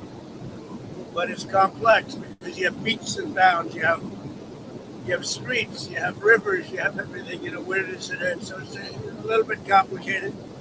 But I've had that in 5 of the other wars.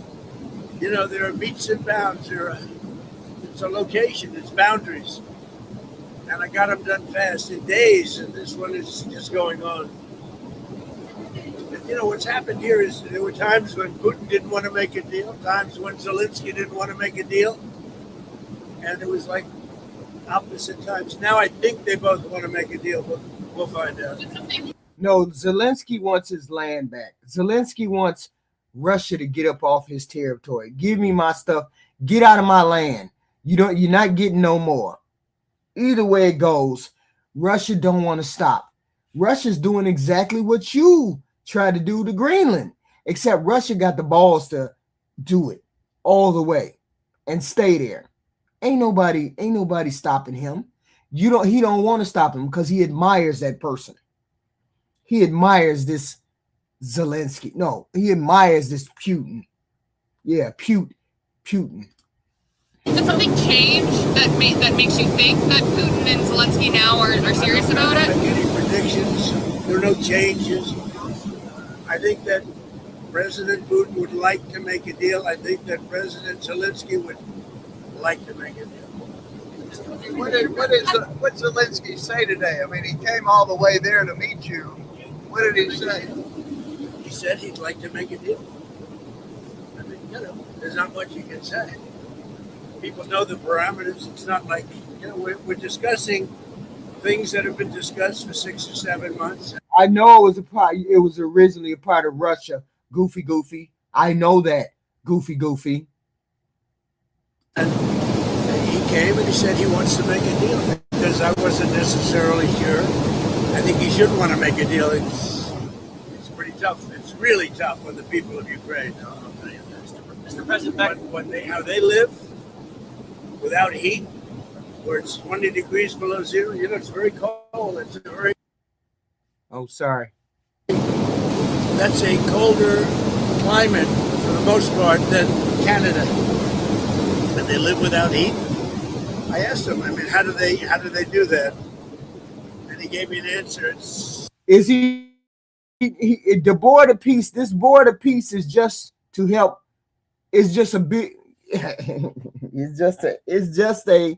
It's just a slush fund for this corrupt human being. That's all it is. It's a slush fund for this corrupt human being. Sure. They might try to do some good things. I don't know whether they're good things, but they might try to do something. But the money, according to the charter, is under the discretion of Donald J. Trump. The money is under the discretion of Donald J. Trump, which basically means he controls the money, which means he gets to say in what the $1 billion goes for. So they're being benevolent to this president. It's pretty amazing what they do to live. There's no way to live. Yeah. Back to Greenland. Can you elaborate more on just, we're trying to understand what exactly the concept is here. Is the U.S. going to actually take ownership of it? We'll have something in 2 weeks. There's a good spirit to get something done, and we have to have a strong freedom. We have to have the ability to do exactly what we want to do. We have a great military. I built a great military. I did this in my first term. And continuation, big continuation. I think what we did with the defense companies was very important too, because we need things faster. We have the best weapons in the world by far. We showed that last week with Venezuela. We have the best weapons in the world. We have to make them faster. How would it be any different than the current situation? The U.S. can much different, much more detailed, much more generous to the United States. It's a much more generous deal. Has to be.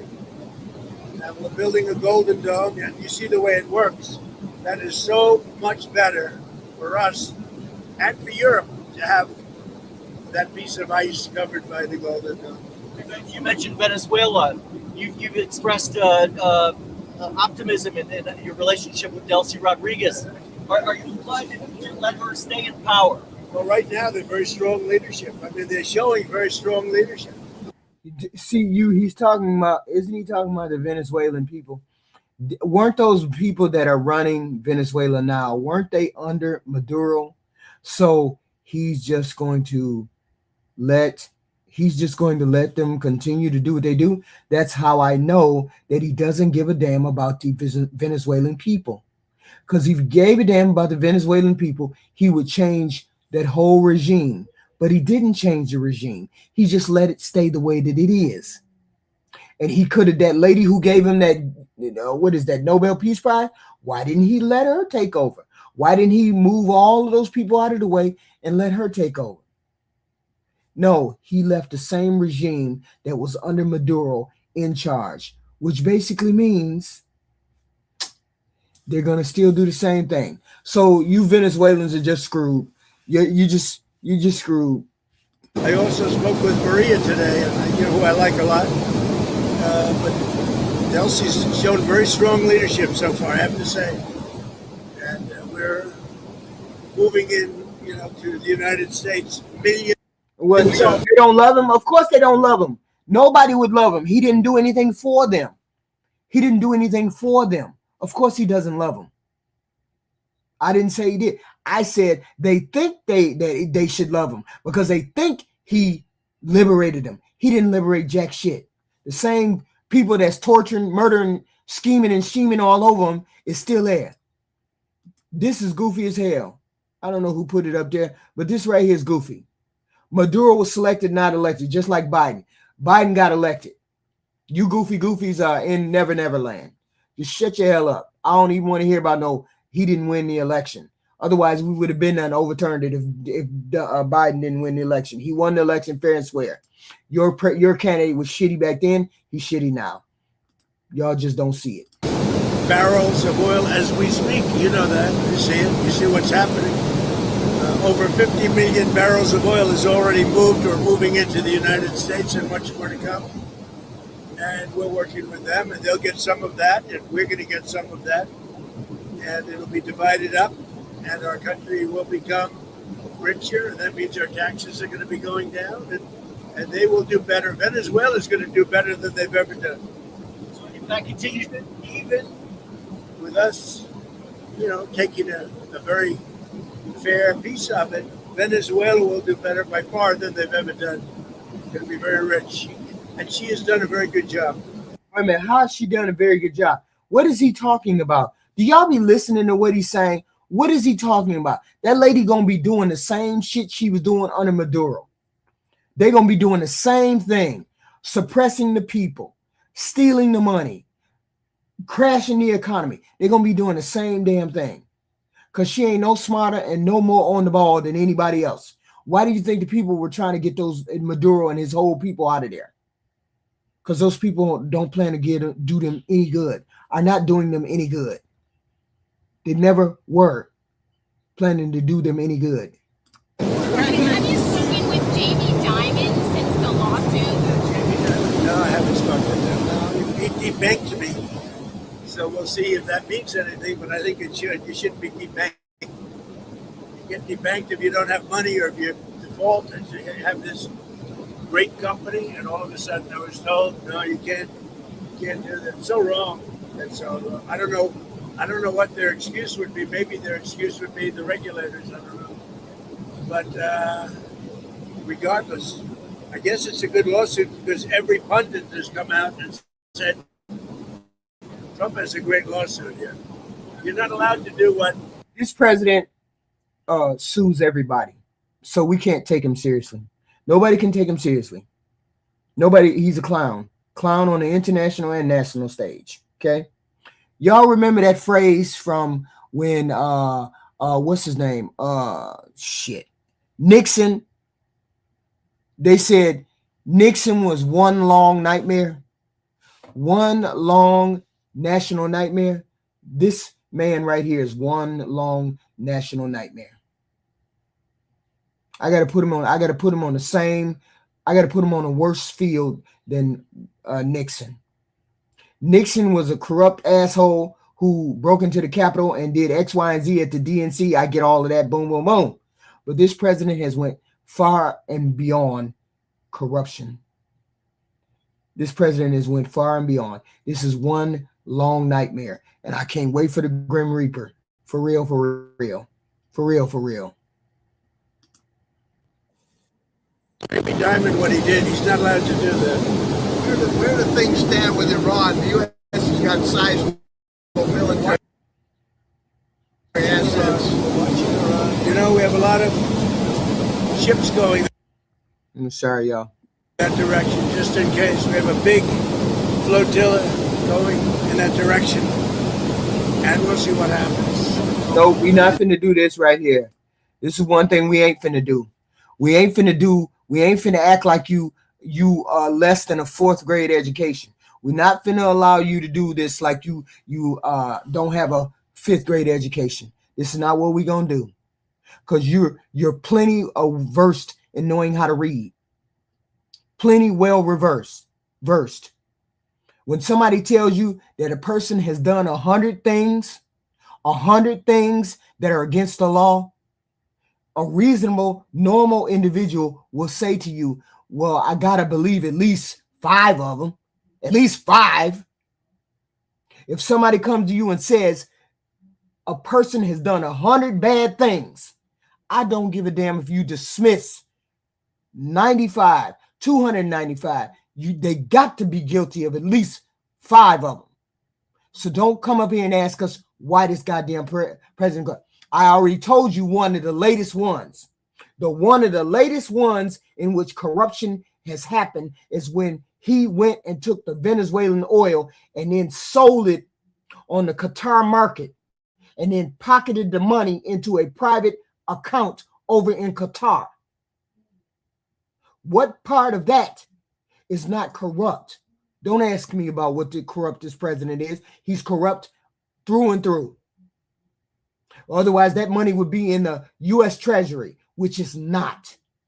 Which it should be coming to the American people, which it is not. It's in a private account over there that he has access to. Make it make sense. We have a big force going toward Iran. I'd rather not see anything happen, but we're watching them very closely. I saw 837 hangings on Thursday. They would have been dead. Every one of them would have been hung. This is like from 1,000 years ago. This is an ancient culture. Very smart people, by the way, but it's an ancient culture. 837, mostly. And this is why this right here, all of this goofy shit right here, this is why I tell you, that's why I tell you goofy goofies to go look this stuff up yourself. You don't have to believe anything that I say. You don't have to believe a thing I say. Go look it up yourself. Okay? That's the wild part about it. Go look up things yourself. Stop looking at Fox News. Stop listening to this president. Go look up independent news sources. Go look up the Qatar news. Go look up the stocks or the bank accounts in Qatar. Don't listen to no news. Go look at that. You ain't got to believe a thing that I say. That's all you got to do is look the facts up yourself. You know how to do your research. According to y'all know how to do research. Go do some research beyond what you do. That's wild that you come in here and say, I'm lying, but you can't prove that I'm not lying. You can't prove that I am lying. That's wild.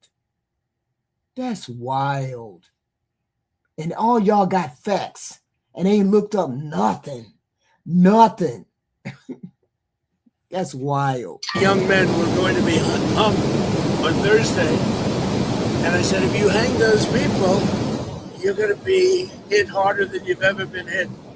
It'll make what we did to your Iran nuclear look like peanuts. And an hour before this horrible thing was going to take place, they canceled it. And they actually said they canceled. Of course I'm biased. Of course.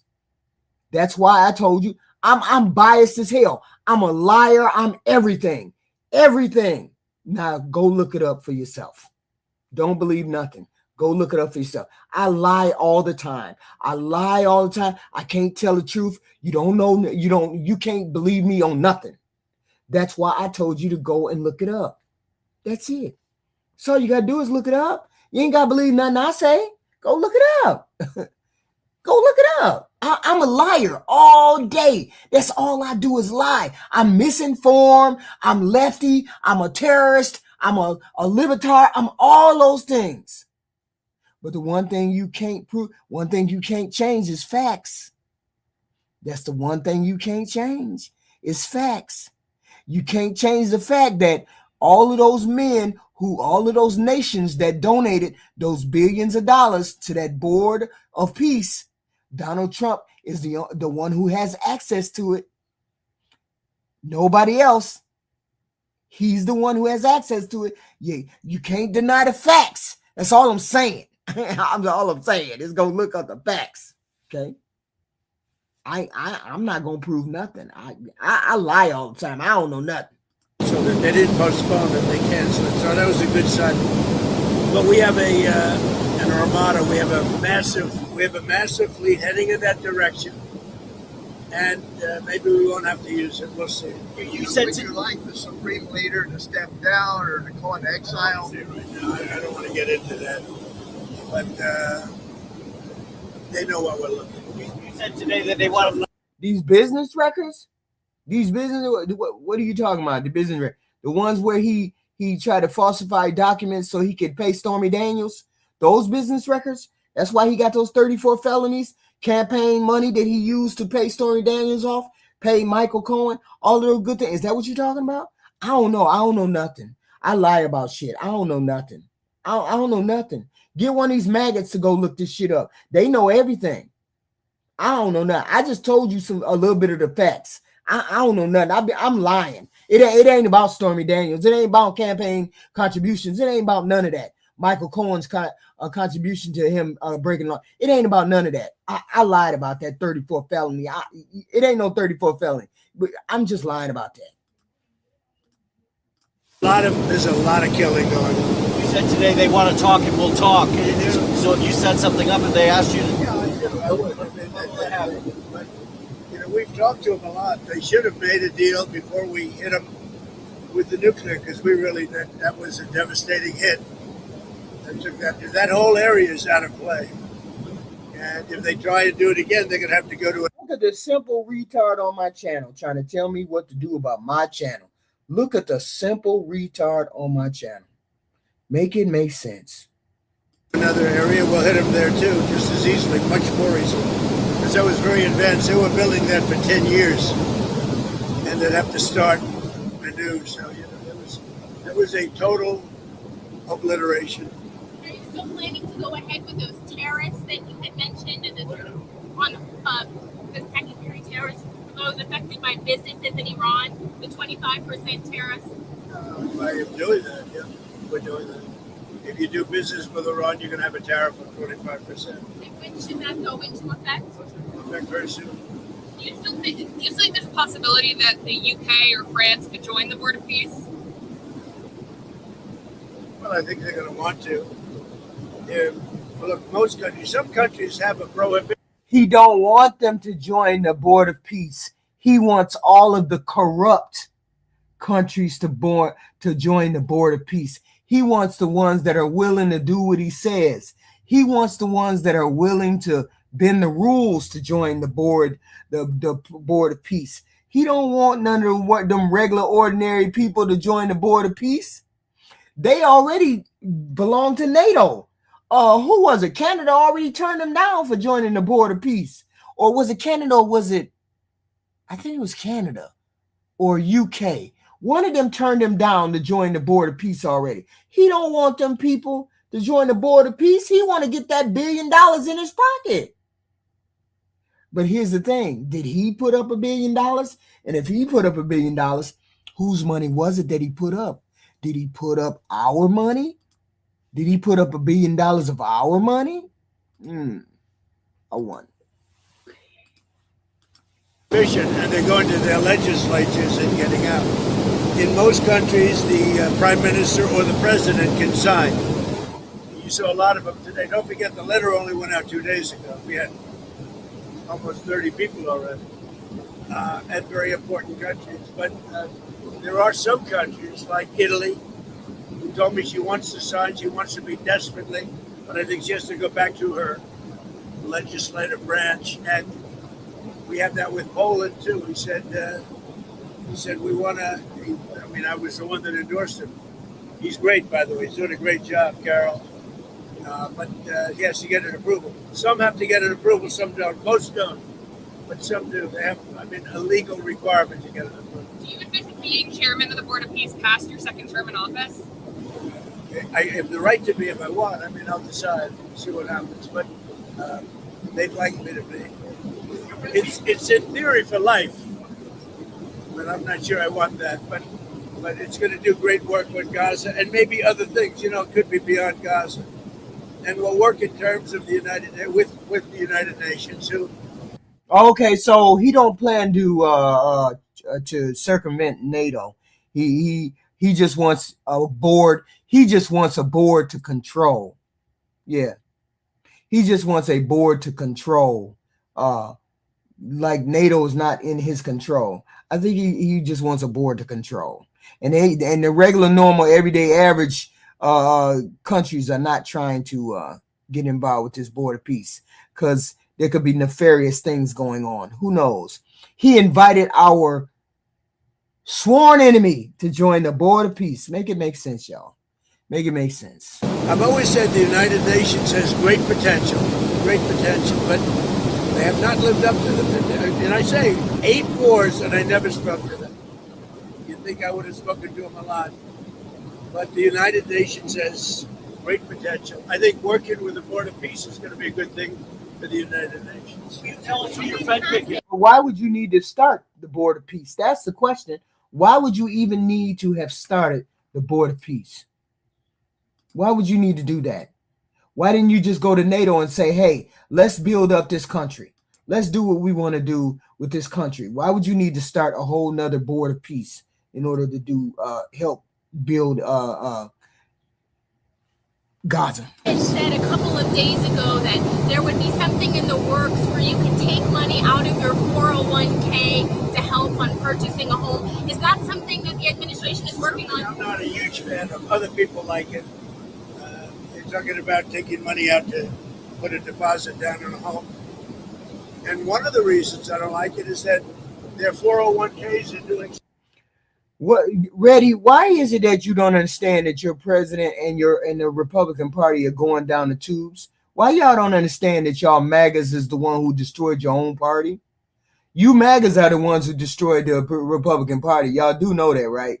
You MAGAs is the one who destroyed the Republican Party.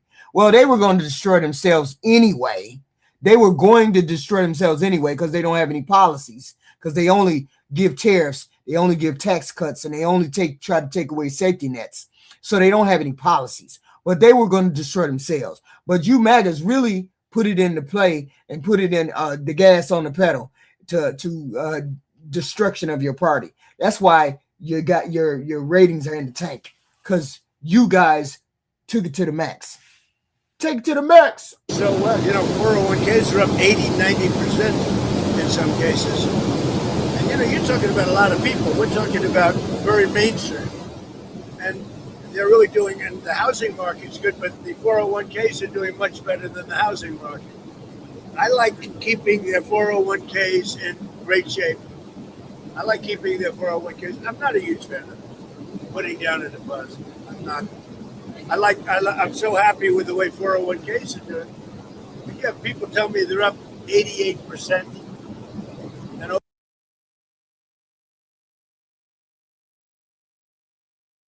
this right here is what's destroying the Republican Party. This kind of goofy shit right here. This kind of goofy shit right here. This is destroying the Republican Party. That's wild. That's wild that you associate this crooked, half-hearted freak that's brain is mush as God sent. Make it make sense, y'all. Y'all wild. over the period of a year, over a full year, it's going to be, I mean, it's going to be close to 100%. Yes. Can you tell us back to the Board of Peace? Some of the countries are, I think the permanent members contributed $1 billion. What is that money supposed to be for Gaza? Have already put up $1 billion. Some of the countries have already put up much more than that. Yeah. What is it for? What is that $1 billion for? Tell us what the $1 billion for. Is it to finish fixing Gaza? What is it for? That's a lot of money, but it's nothing compared to the value of peace. Peace is so destructive for everyone, even countries that aren't involved. I mean, it's so destructive for everybody when you have wars. Can you tell us who your Fed pick is, sir? Can you tell us who your Fed pick is? I'll be telling you soon. No, I have somebody that I think will be very good, but I'm not going to reveal it. Wall Street? Someone from Wall Street? Somebody that's very respected, very, very well known, and will do, I think, a very good job. President Putin has said that he may use frozen Russian assets to pay for his entry to the Board of Peace. Are you inclined to let him do that? I don't know about that. I mean, I've heard that. A little. Who said that? President Putin. It's very interesting. But he said he's going to use his money. His frozen If assets. he's using his money, I think that's fine. Yeah. You're talking about where he said this morning. Yeah, it's the Board of Open Grift. It's the Board of Open Grift. Only $1 billion to join. Only grifters. This is wild. He got y'all to give him $1 billion. $1 billion on the hope and the prayer of getting. The only way you got the assurance that your $1 billion was going to do something is if Jared Kushner and Donald Trump and Benjamin Netanyahu ensured that there wasn't going to be no Palestinian resistance. That's the only way you would be able to put that kind of money up, is if you knew there was not going to be any kind of resistance. Wow. Wow. He's going to join the Board of Peace, and he's going to make a contribution of $1 billion. Yeah, by using his money. I mean, if he's using his money, that's great. I think it's important to have everybody in. Are you concerned about the investigation into Jay Powell, making Jay Powell stay longer on? So here's the thing, y'all. What if the Palestinian people said, we don't want y'all to put no, we just want a very modest place with housing and stores and regular things and this, that, and the third. We just want regular, modest thing. Y'all set up a government and help us get started and just blah, blah, blah. We don't want all of this tourist stuff coming into our country. What do you think those people, what do you think this billionaire, this peace board would say? If these people said, no, we don't want that. We just want a regular, ordinary life like everybody else. What do you think they would say? The Fed. No, I'm not concerned. We'll have to see what happens. He's too late. It's always too late. Despite that, we have interest rates going down. And also... And here we got another Yahoo on my chat. Why do y'all come into my chat and then decide that you want to insult me? I'm having a good day. I'm having an excellent day. I don't want to go nowhere near there. But if you keep going there, I'm going to take us all there. And then we're going to have some fun. Me calling you all out of your white name. All out of it. You better shut your ass up. And be very careful about what you say to me. He's, building a small complex, the Fed building, and they're going to be close to $4 billion. It's the most expensive job, and it's a renovation. It's the most expensive job per square foot ever built of any kind. It's either gross incompetence or it's worse. Are you done with the interviewing people for the job? I ain't said nothing about I ain't said nothing about no race. I ain't said nothing about race. You don't want me to go there. I ain't trying to go there. I'm trying to have a conversation about this piece of shit on the screen. Having a conversation about this piece of shit on the screen, don't attack me. That's all y'all got to do is go check it out. I'm not saying anything. I'm just saying go check this shit out. If the people say they don't want you to come and put beachfront property in their country, what are you going to do about it? Are you going to continue to do what you want to do with their country? Or are you going to respect the people's wishes? Were you worried about the market reaction to your tariffs on Monday and Tuesday? Market reaction's been good. It was up very big today. It was up big yesterday. It's where it started. It's very close to 15,000 on the Dow. According to the CBO, according to them, we as the American people took up that 96%. We absorbed 96% of Trump's tariffs.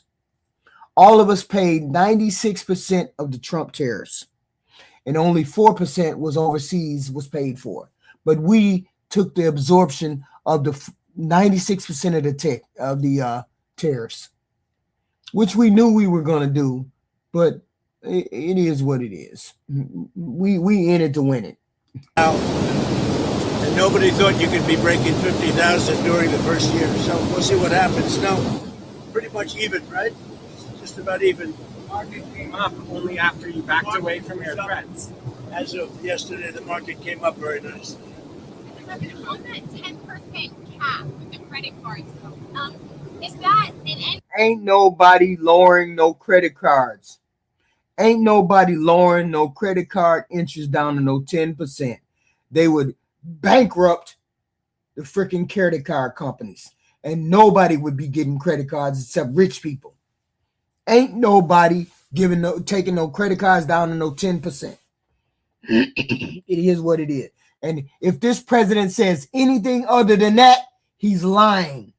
So let's listen to what he says about this 10% taking the credit cards down to 10%. Let's see if he's a liar. Goal, is it a negotiating point, and are you speaking with certain lawmakers? People, the credit card companies are getting 28% interest. So a guy goes out, they don't even know it. You know, these are people, regular people. They don't know that they're paying 28%. And then it's a little bit overdue, and they end up having to file for bankruptcy. I'm not going to let that happen. So it's a 1 year 10% cap on credit cards. We have to get that approved by Congress too. So that's not a no-brainer. Did you say that you should be a no-brainer? Sir, did you say that you spoke with Maria Machado today? Yeah, I called.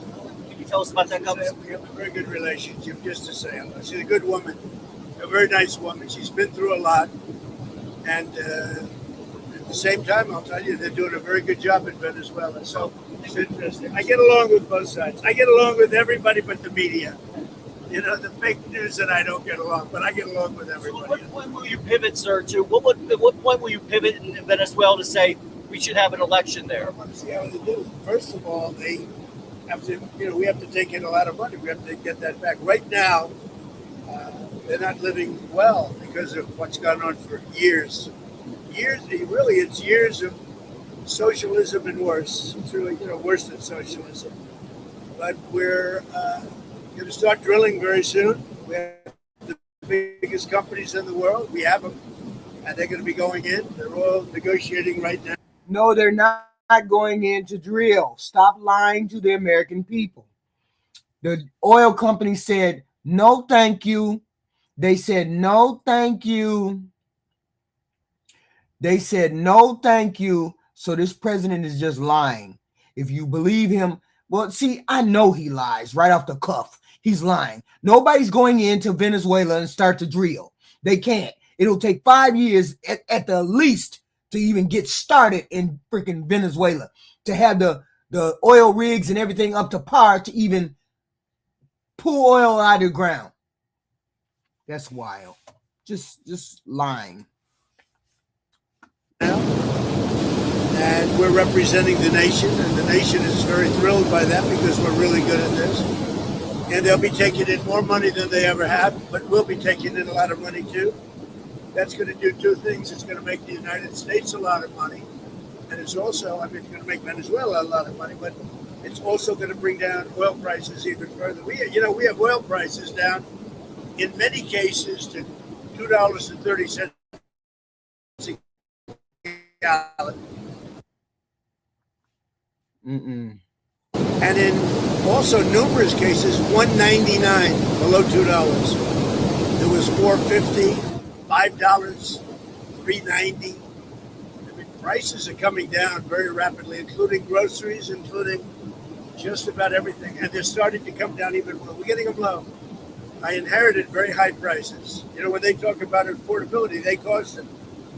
I inherited very high prices, and we've done a great job. Prices have come down a lot, and I would say led by energy. We're pumping more oil right now. We're drilling more oil than at any time in the history of our country by far. One more on the Fed, if you will. When you add Venezuela to it, it's a tremendous part of the market. One more on the Fed, if you will. The Supreme Court seems skeptical of your power to remove Lisa Cook from the board. Your reaction to that? We'll see. I mean, I listened to some, I read some of it, and I didn't get that impression other than they thought maybe it should have gone through a more normal court system. But nobody was saying she's innocent. What they're saying is maybe it should have been a longer process. But so we'll see what happens. Back to Iran for a second.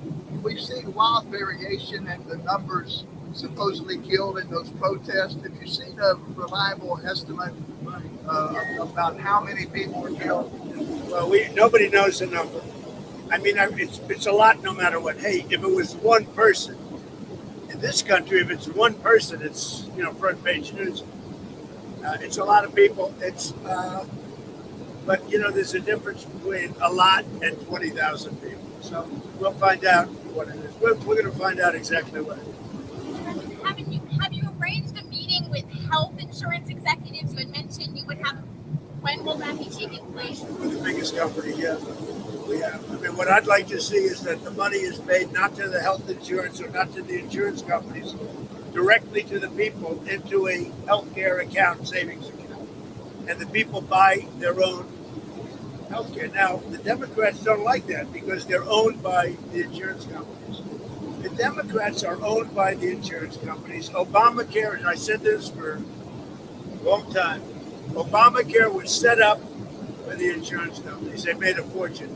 1,000 points, they're going up 1,000, 1,250, 1,359%. That's all the money pouring in. I want the money to go directly to the people. Let the people buy their own health care. Now, their health care is going to be better. Insurance used to be free. Or it didn't cost as much to get insurance, medical insurance, a long time ago.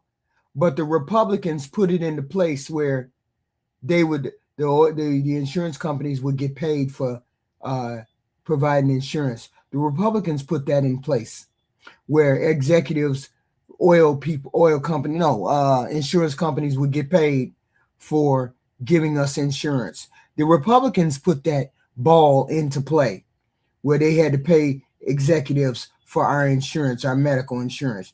They did all of that. The Republicans is the one who set these balls in motion. Y'all had to look at the history of this shit. The Republicans are the ones who put this business plan in place to pay motherfuckers to give us insurance. They're the ones who started this. Democrats never started any of this garbage. One day I'm gonna give y'all, I'm gonna go to rundown and tell you what the Republicans actually started, because they always trying to denigrate the Democrats like the Democrats got this shit started. This stuff has been started by the Republicans. Paying insurance companies for insurance was started by the Republicans. There you go. That's simple to say. The insurance companies getting paid was started by the Republicans who passed the bill, and then they started getting paid. The Republicans did that. And they'll be paying less money. It's going to be amazing. but we have to get the Democrats to support it, most likely. Yeah. You're going to Iowa on Tuesday. What's your message there ahead of the midterm elections? Great to the farmers. The farmers have been great. I helped them out when we were going through the difficulty with China, which we solved. China's buying a lot of product right now, as you know. But while we had that negotiation, and I gave them, billions of dollars, and they were very happy. No, the farmers like Trump, and I like the farmers. I won their vote I won almost all aspects of a lot of. Look at the auto workers, how well I did with the Teamsters, the auto workers. But the farmers have been very special to me, very successful. All 3 terms. I won it all the time. So I think they're really happy, the farmers, with what's happening. You've expressed some concern, though, about the midterm elections. My only concern is that presidents never win. What is it, 2 times in 50 years, Democrat or Republican, even. And you know for sure that you're not going to win. We know for sure that people are rejecting your whole agenda all across the board. Your agenda is being rejected. So we get all of that too. So you might as well get used to investigations, get used to being called a fascist, a Nazi sympathizer. Get used to all of that, President Trump, because it's in your future. Unless the Grim Reaper comes along. We're hoping for the Grim Reaper, though. I mean, nobody had a better first year than I did. Look at what we've done. We have the greatest economy in the world. We have the greatest investment in a country in history by many times. Nobody's ever had that. Think of it, $18 trillion. We have thousands of businesses being built right now. And they're going to be... I want to know, nobody ever put in the chat, where is all these businesses that have been being built by this president keeps saying businesses are being built all over the country. Has anybody seen any businesses being built? All I've heard is people getting laid off.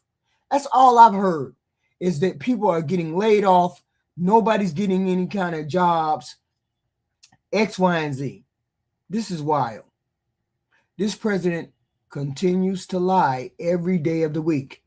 If we don't give him no credit, we will say this president lies like a rug. The opening soon, and it's going to be amazing. Also, the great big beautiful bill kicks in. Y'all need to be hitting that like button. I hate when I got to tell y'all about the like button. It should be self-explanatory to hit the like button or the hate button or whichever one you want. It's all engagement. And you need to leave comments. You need to call me a fat pig and all that other good stuff. Put it in the comments. I would love to see all of that in the comments. Fat pig, you're a liar. Please prove this. Tell me X, Y, and Z. Put it in the comment section. We'd love to see that, because I would love to go through every individual comment and cuss your ass out, because I do it. Whenever I go to every comment I've ever had, and I always engage with you in the comment. Always. You say something crazy, I say something crazy back.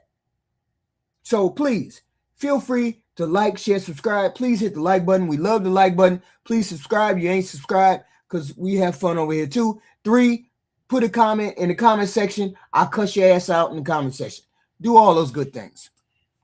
Now and over the next couple of months, that's going to have a huge impact when you have no tax on tips, no tax on Social Security, no tax on overtime. That's going to have a huge impact. Also, the 1-year depreciation is big. No, it won't, because the food keeps going up. The food keeps going up. Everybody know. Man, come on now. Y'all done seen hamburger.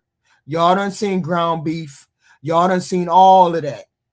Y'all know that damn food ain't went down. Don't be lying to nobody. Don't be lying to nobody. Y'all know that food ain't went down. Y'all know it ain't went down. For businesses, they're going to have to hire a lot of people. So I don't think there's ever been anything like it. I think we have a great country. We have a country back. We were a dead country, and now we're great. How much travel are you going to do this year, campaign travel? I'm going to do a lot of campaign traveling. I hate to tell you guys, but it's going to keep you employed. Now, we're going to work hard. And the only problem with that question is, for whatever reason, it's a deep down psychological reason, sitting presidents at 1 Even that we won big. All 7 swing states, a popular vote. But hold on, I know he is not relitigating the 2020. I know he ain't relitigating the damn election. I know he is not doing that. But here he is. Here he is talking about I won the swing states. What is going on with y'all's president? What is going on? Presidents don't seem to do well in the midterms. I guess over a 50-year period, they won twice. So I don't know what that is. That's something downbeat. You need to get up out of here. I'd have to ask him. Then you need to get up out of here then. What the hell you doing here? You need to get up out of there. You need to get the hell on. That's what you need to get the hell on. Oh, you old. I got it. You old. You old and white. So you definitely vote Republican. Really a psychiatrist about that. But we should do great. We won the election big. The border is now great. The border is the best we've ever had. The border is the best there is anywhere in the world. Look at some of the European countries. What happened? They wish they had our border, and they tell me that openly. They wish they had our border, and they have to do something about immigration. Mr. President, many times. Ain't some people supposed to be coming here? Some people supposed to be coming here for a sports event, FIFA or some shit like that. Some people say they don't want to come here. Then people say they don't even want to come here because they're afraid that they're going to. And do you know what the administration said to those people? The administration said to those people, don't wander outside of your hotel and things like that. Don't be sightseeing or touristing so you won't get pulled over, so you won't get targeted. That's wild. That's wild. How many times do you think you'll meet with the Chinese president this year? I'm going to make a trip. I'm going in April. He'll come toward the end of the year.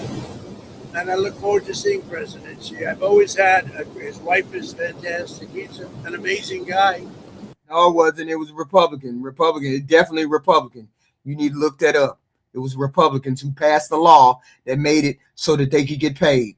You need to look that up. And I've always had a great relationship. President Xi of China. Always had a great relationship with him. It was a very strained relationship during COVID. But now it's an excellent relationship. Look, you see that. Look at all the farm product they're buying. The soybeans, they're buying a lot of soybeans. That makes our farmers happy. And that makes me happy. Because stop drinking the Kool-Aid, bro. Stop drinking that Kool-Aid, lady. Ain't no damn immigrants roaming the street, breaking folks off. Ain't no immigrants roaming, illegal immigrants no less. Ain't no illegal immigrants roaming the street, breaking people off, lady. Come on. You gotta get it together. That shit ain't even true. Y'all believe everything. Stop believing everything. Even if you believe half of the stuff, stop believing all of it. Question some of it. At least question some of it. Don't believe it hook, line, and sinker. Are you serious right now? Thank you very much, everybody. Thank you. We saw the bruising on your hand. Are you okay? Very good. I clipped it on the table. He clipped his hand on the table, y'all. After having weeks after weeks of having a wrist from some kind of I'm assuming it's some kind of injection.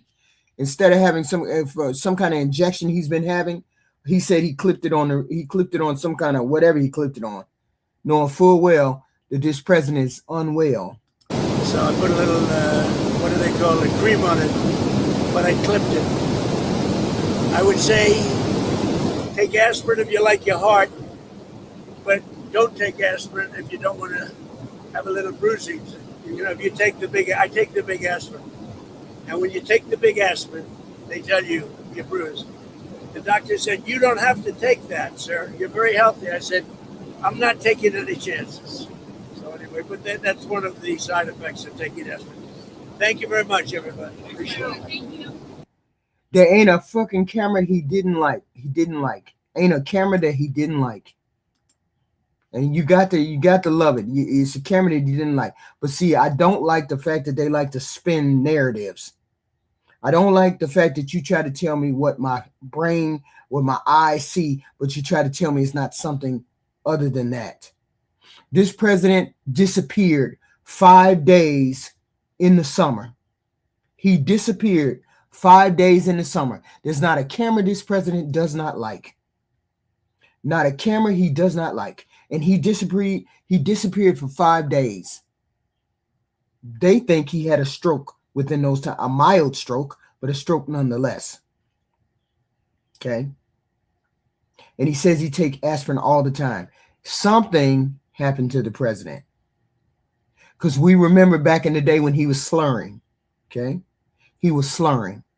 We don't know what happened, but somewhere he disappeared around 5 days. Y'all can go check it out. I ain't lying.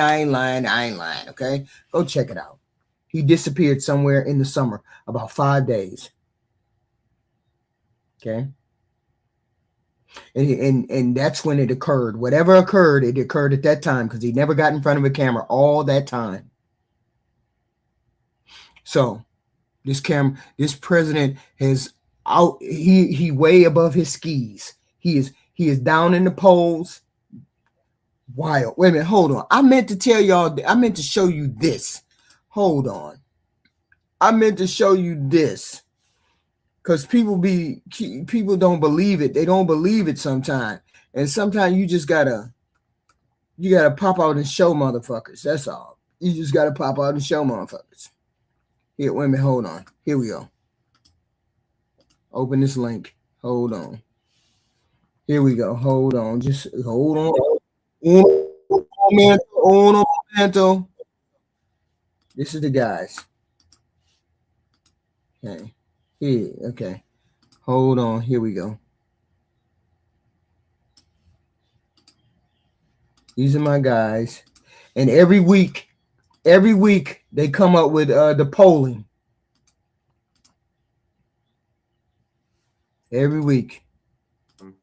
And that's what we're seeing. And you know, Andrew, nobody's going to wake up in the morning and go, "Oh, that biased Siena poll." They're pretty straight up the middle. This is an accurate poll with a good record. Yeah. It's a reliable an A-tier poll. Yeah, it's could be one of the best ones. Yeah. Now, does that mean it's no it's poll looking into the future? That's not but it does show, I think, and it would be in line with other trends we've been seeing in polling that almost, no matter how you slice the demographics, whether it's by their political leanings or their race or their age, Trump is declining with almost all sections of the United States, all sections of the voting age population. Yep. So this was one of the questions that was this. I promise you, this is what triggered him. This, I'm sure, because he cares a lot about his legacy. He's so concerned with how he's going to be viewed in the future. 43% of independents say he's going to go down as one of the worst presidents in U.S. history. Down there with somebody like Richard Nixon. Republicans, I think, are, these average, below average people. I think those folks are the sort of Republicans who are just too stubborn to quit. They don't want to say that he's a terrible, evil monster, but they don't really like where it's going. I think that shows. Those are what I call the anti-Trump Republicans. Right. And the anti-Trump Republicans, they don't love Trump, but they hate people who criticize Trump.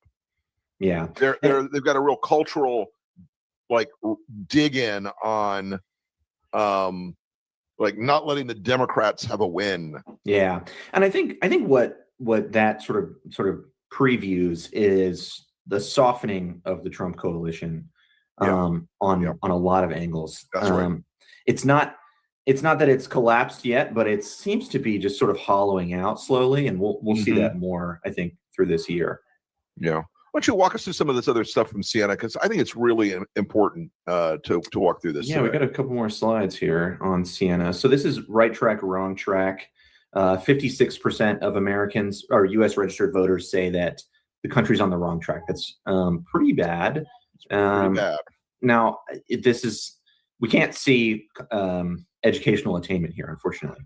But if we could, you could see that he's pretty much neck and neck with non-college whites, which are the core of his base. It's 47, 46. when Trump is performing poorly with these non-college whites, that means the MAGA base, the very center of the party that he is standing on, is hollowing out. That means that MAGA in 2026 is not going to show up. And that means that MAGA in 2028 will not be easily passed along to J.D. Vance. And if you look at that number with women, on the wrong track number with women, that is historically another indicator of recession fears, another indicator of wave elections. 47% of men say we're in the wrong direction, a majority or a plurality, and 64% of women, a big majority, say we're in the wrong direction. That's that should be a red alert for these people. I think we do have Siena polling on the economy too, and that does show that women are much more concerned about the situation. So look at this: 46% of women say the economy is poor, while only 29% of men say that. Now, women are often the sort of household administrators who deal with finance. So they might have a closer view of a family's personal finances, and that's maybe where this is showing up. I think that's right. I think this is it's another red warning sign that's been flashing for a little bit now, and Trump is.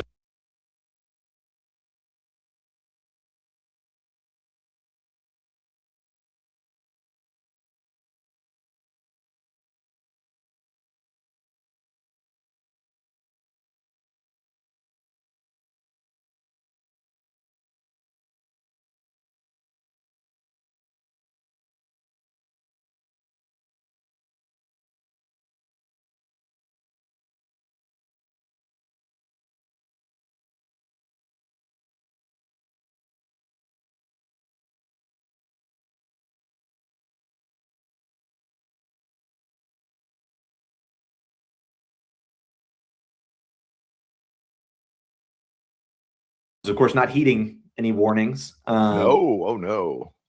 But yeah, I think the economy is still the top issue for almost all voters in all polls. But it's starting to show signs that the bottom has fallen out, I would say. Yeah, I don't know how you end up. And when you've got a majority of 18 to 29-year-olds, which the Trump people in 2024 said, we made all these inroads with young voters, all of that has reversed. All of it. There was another piece to this about how all of the gains they made with young men, with African Americans, with Hispanics, particularly men, and with younger voters, they're all completely reversed or more. Right.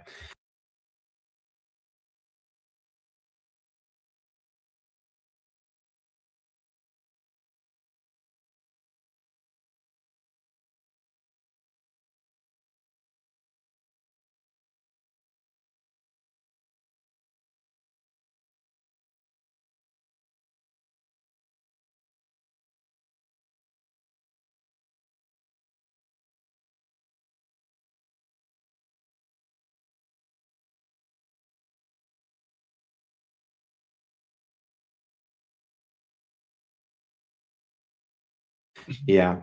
I think with men, what you'll see, since Trump is not on the ballot, they will probably return to status quo when it comes to a generic Republican. They won't be, especially young men, won't be as enthusiastic about going out and voting for whoever Mike Johnson has picked. Right. It really doesn't. So here we go. This is voting intention from the Siena poll again. Democrats up about 5. Really performing a lot better with women. And, Trump suffering across the board. He's only up 7 with whites. I think, that's not a good sign for a Republican. Yeah, this is generic ballot. So Republicans are only up 7 with whites. That's not a big lead with the white voting population for Republicans historically. Blacks and Hispanics are back in the normal range. Right. So yeah, there could be sort of a return to status quo.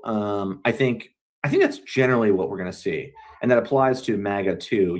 Before 2016, these were sort of low propensity voters, and I don't want to necessarily predict that MAGA's not going to come out ever again.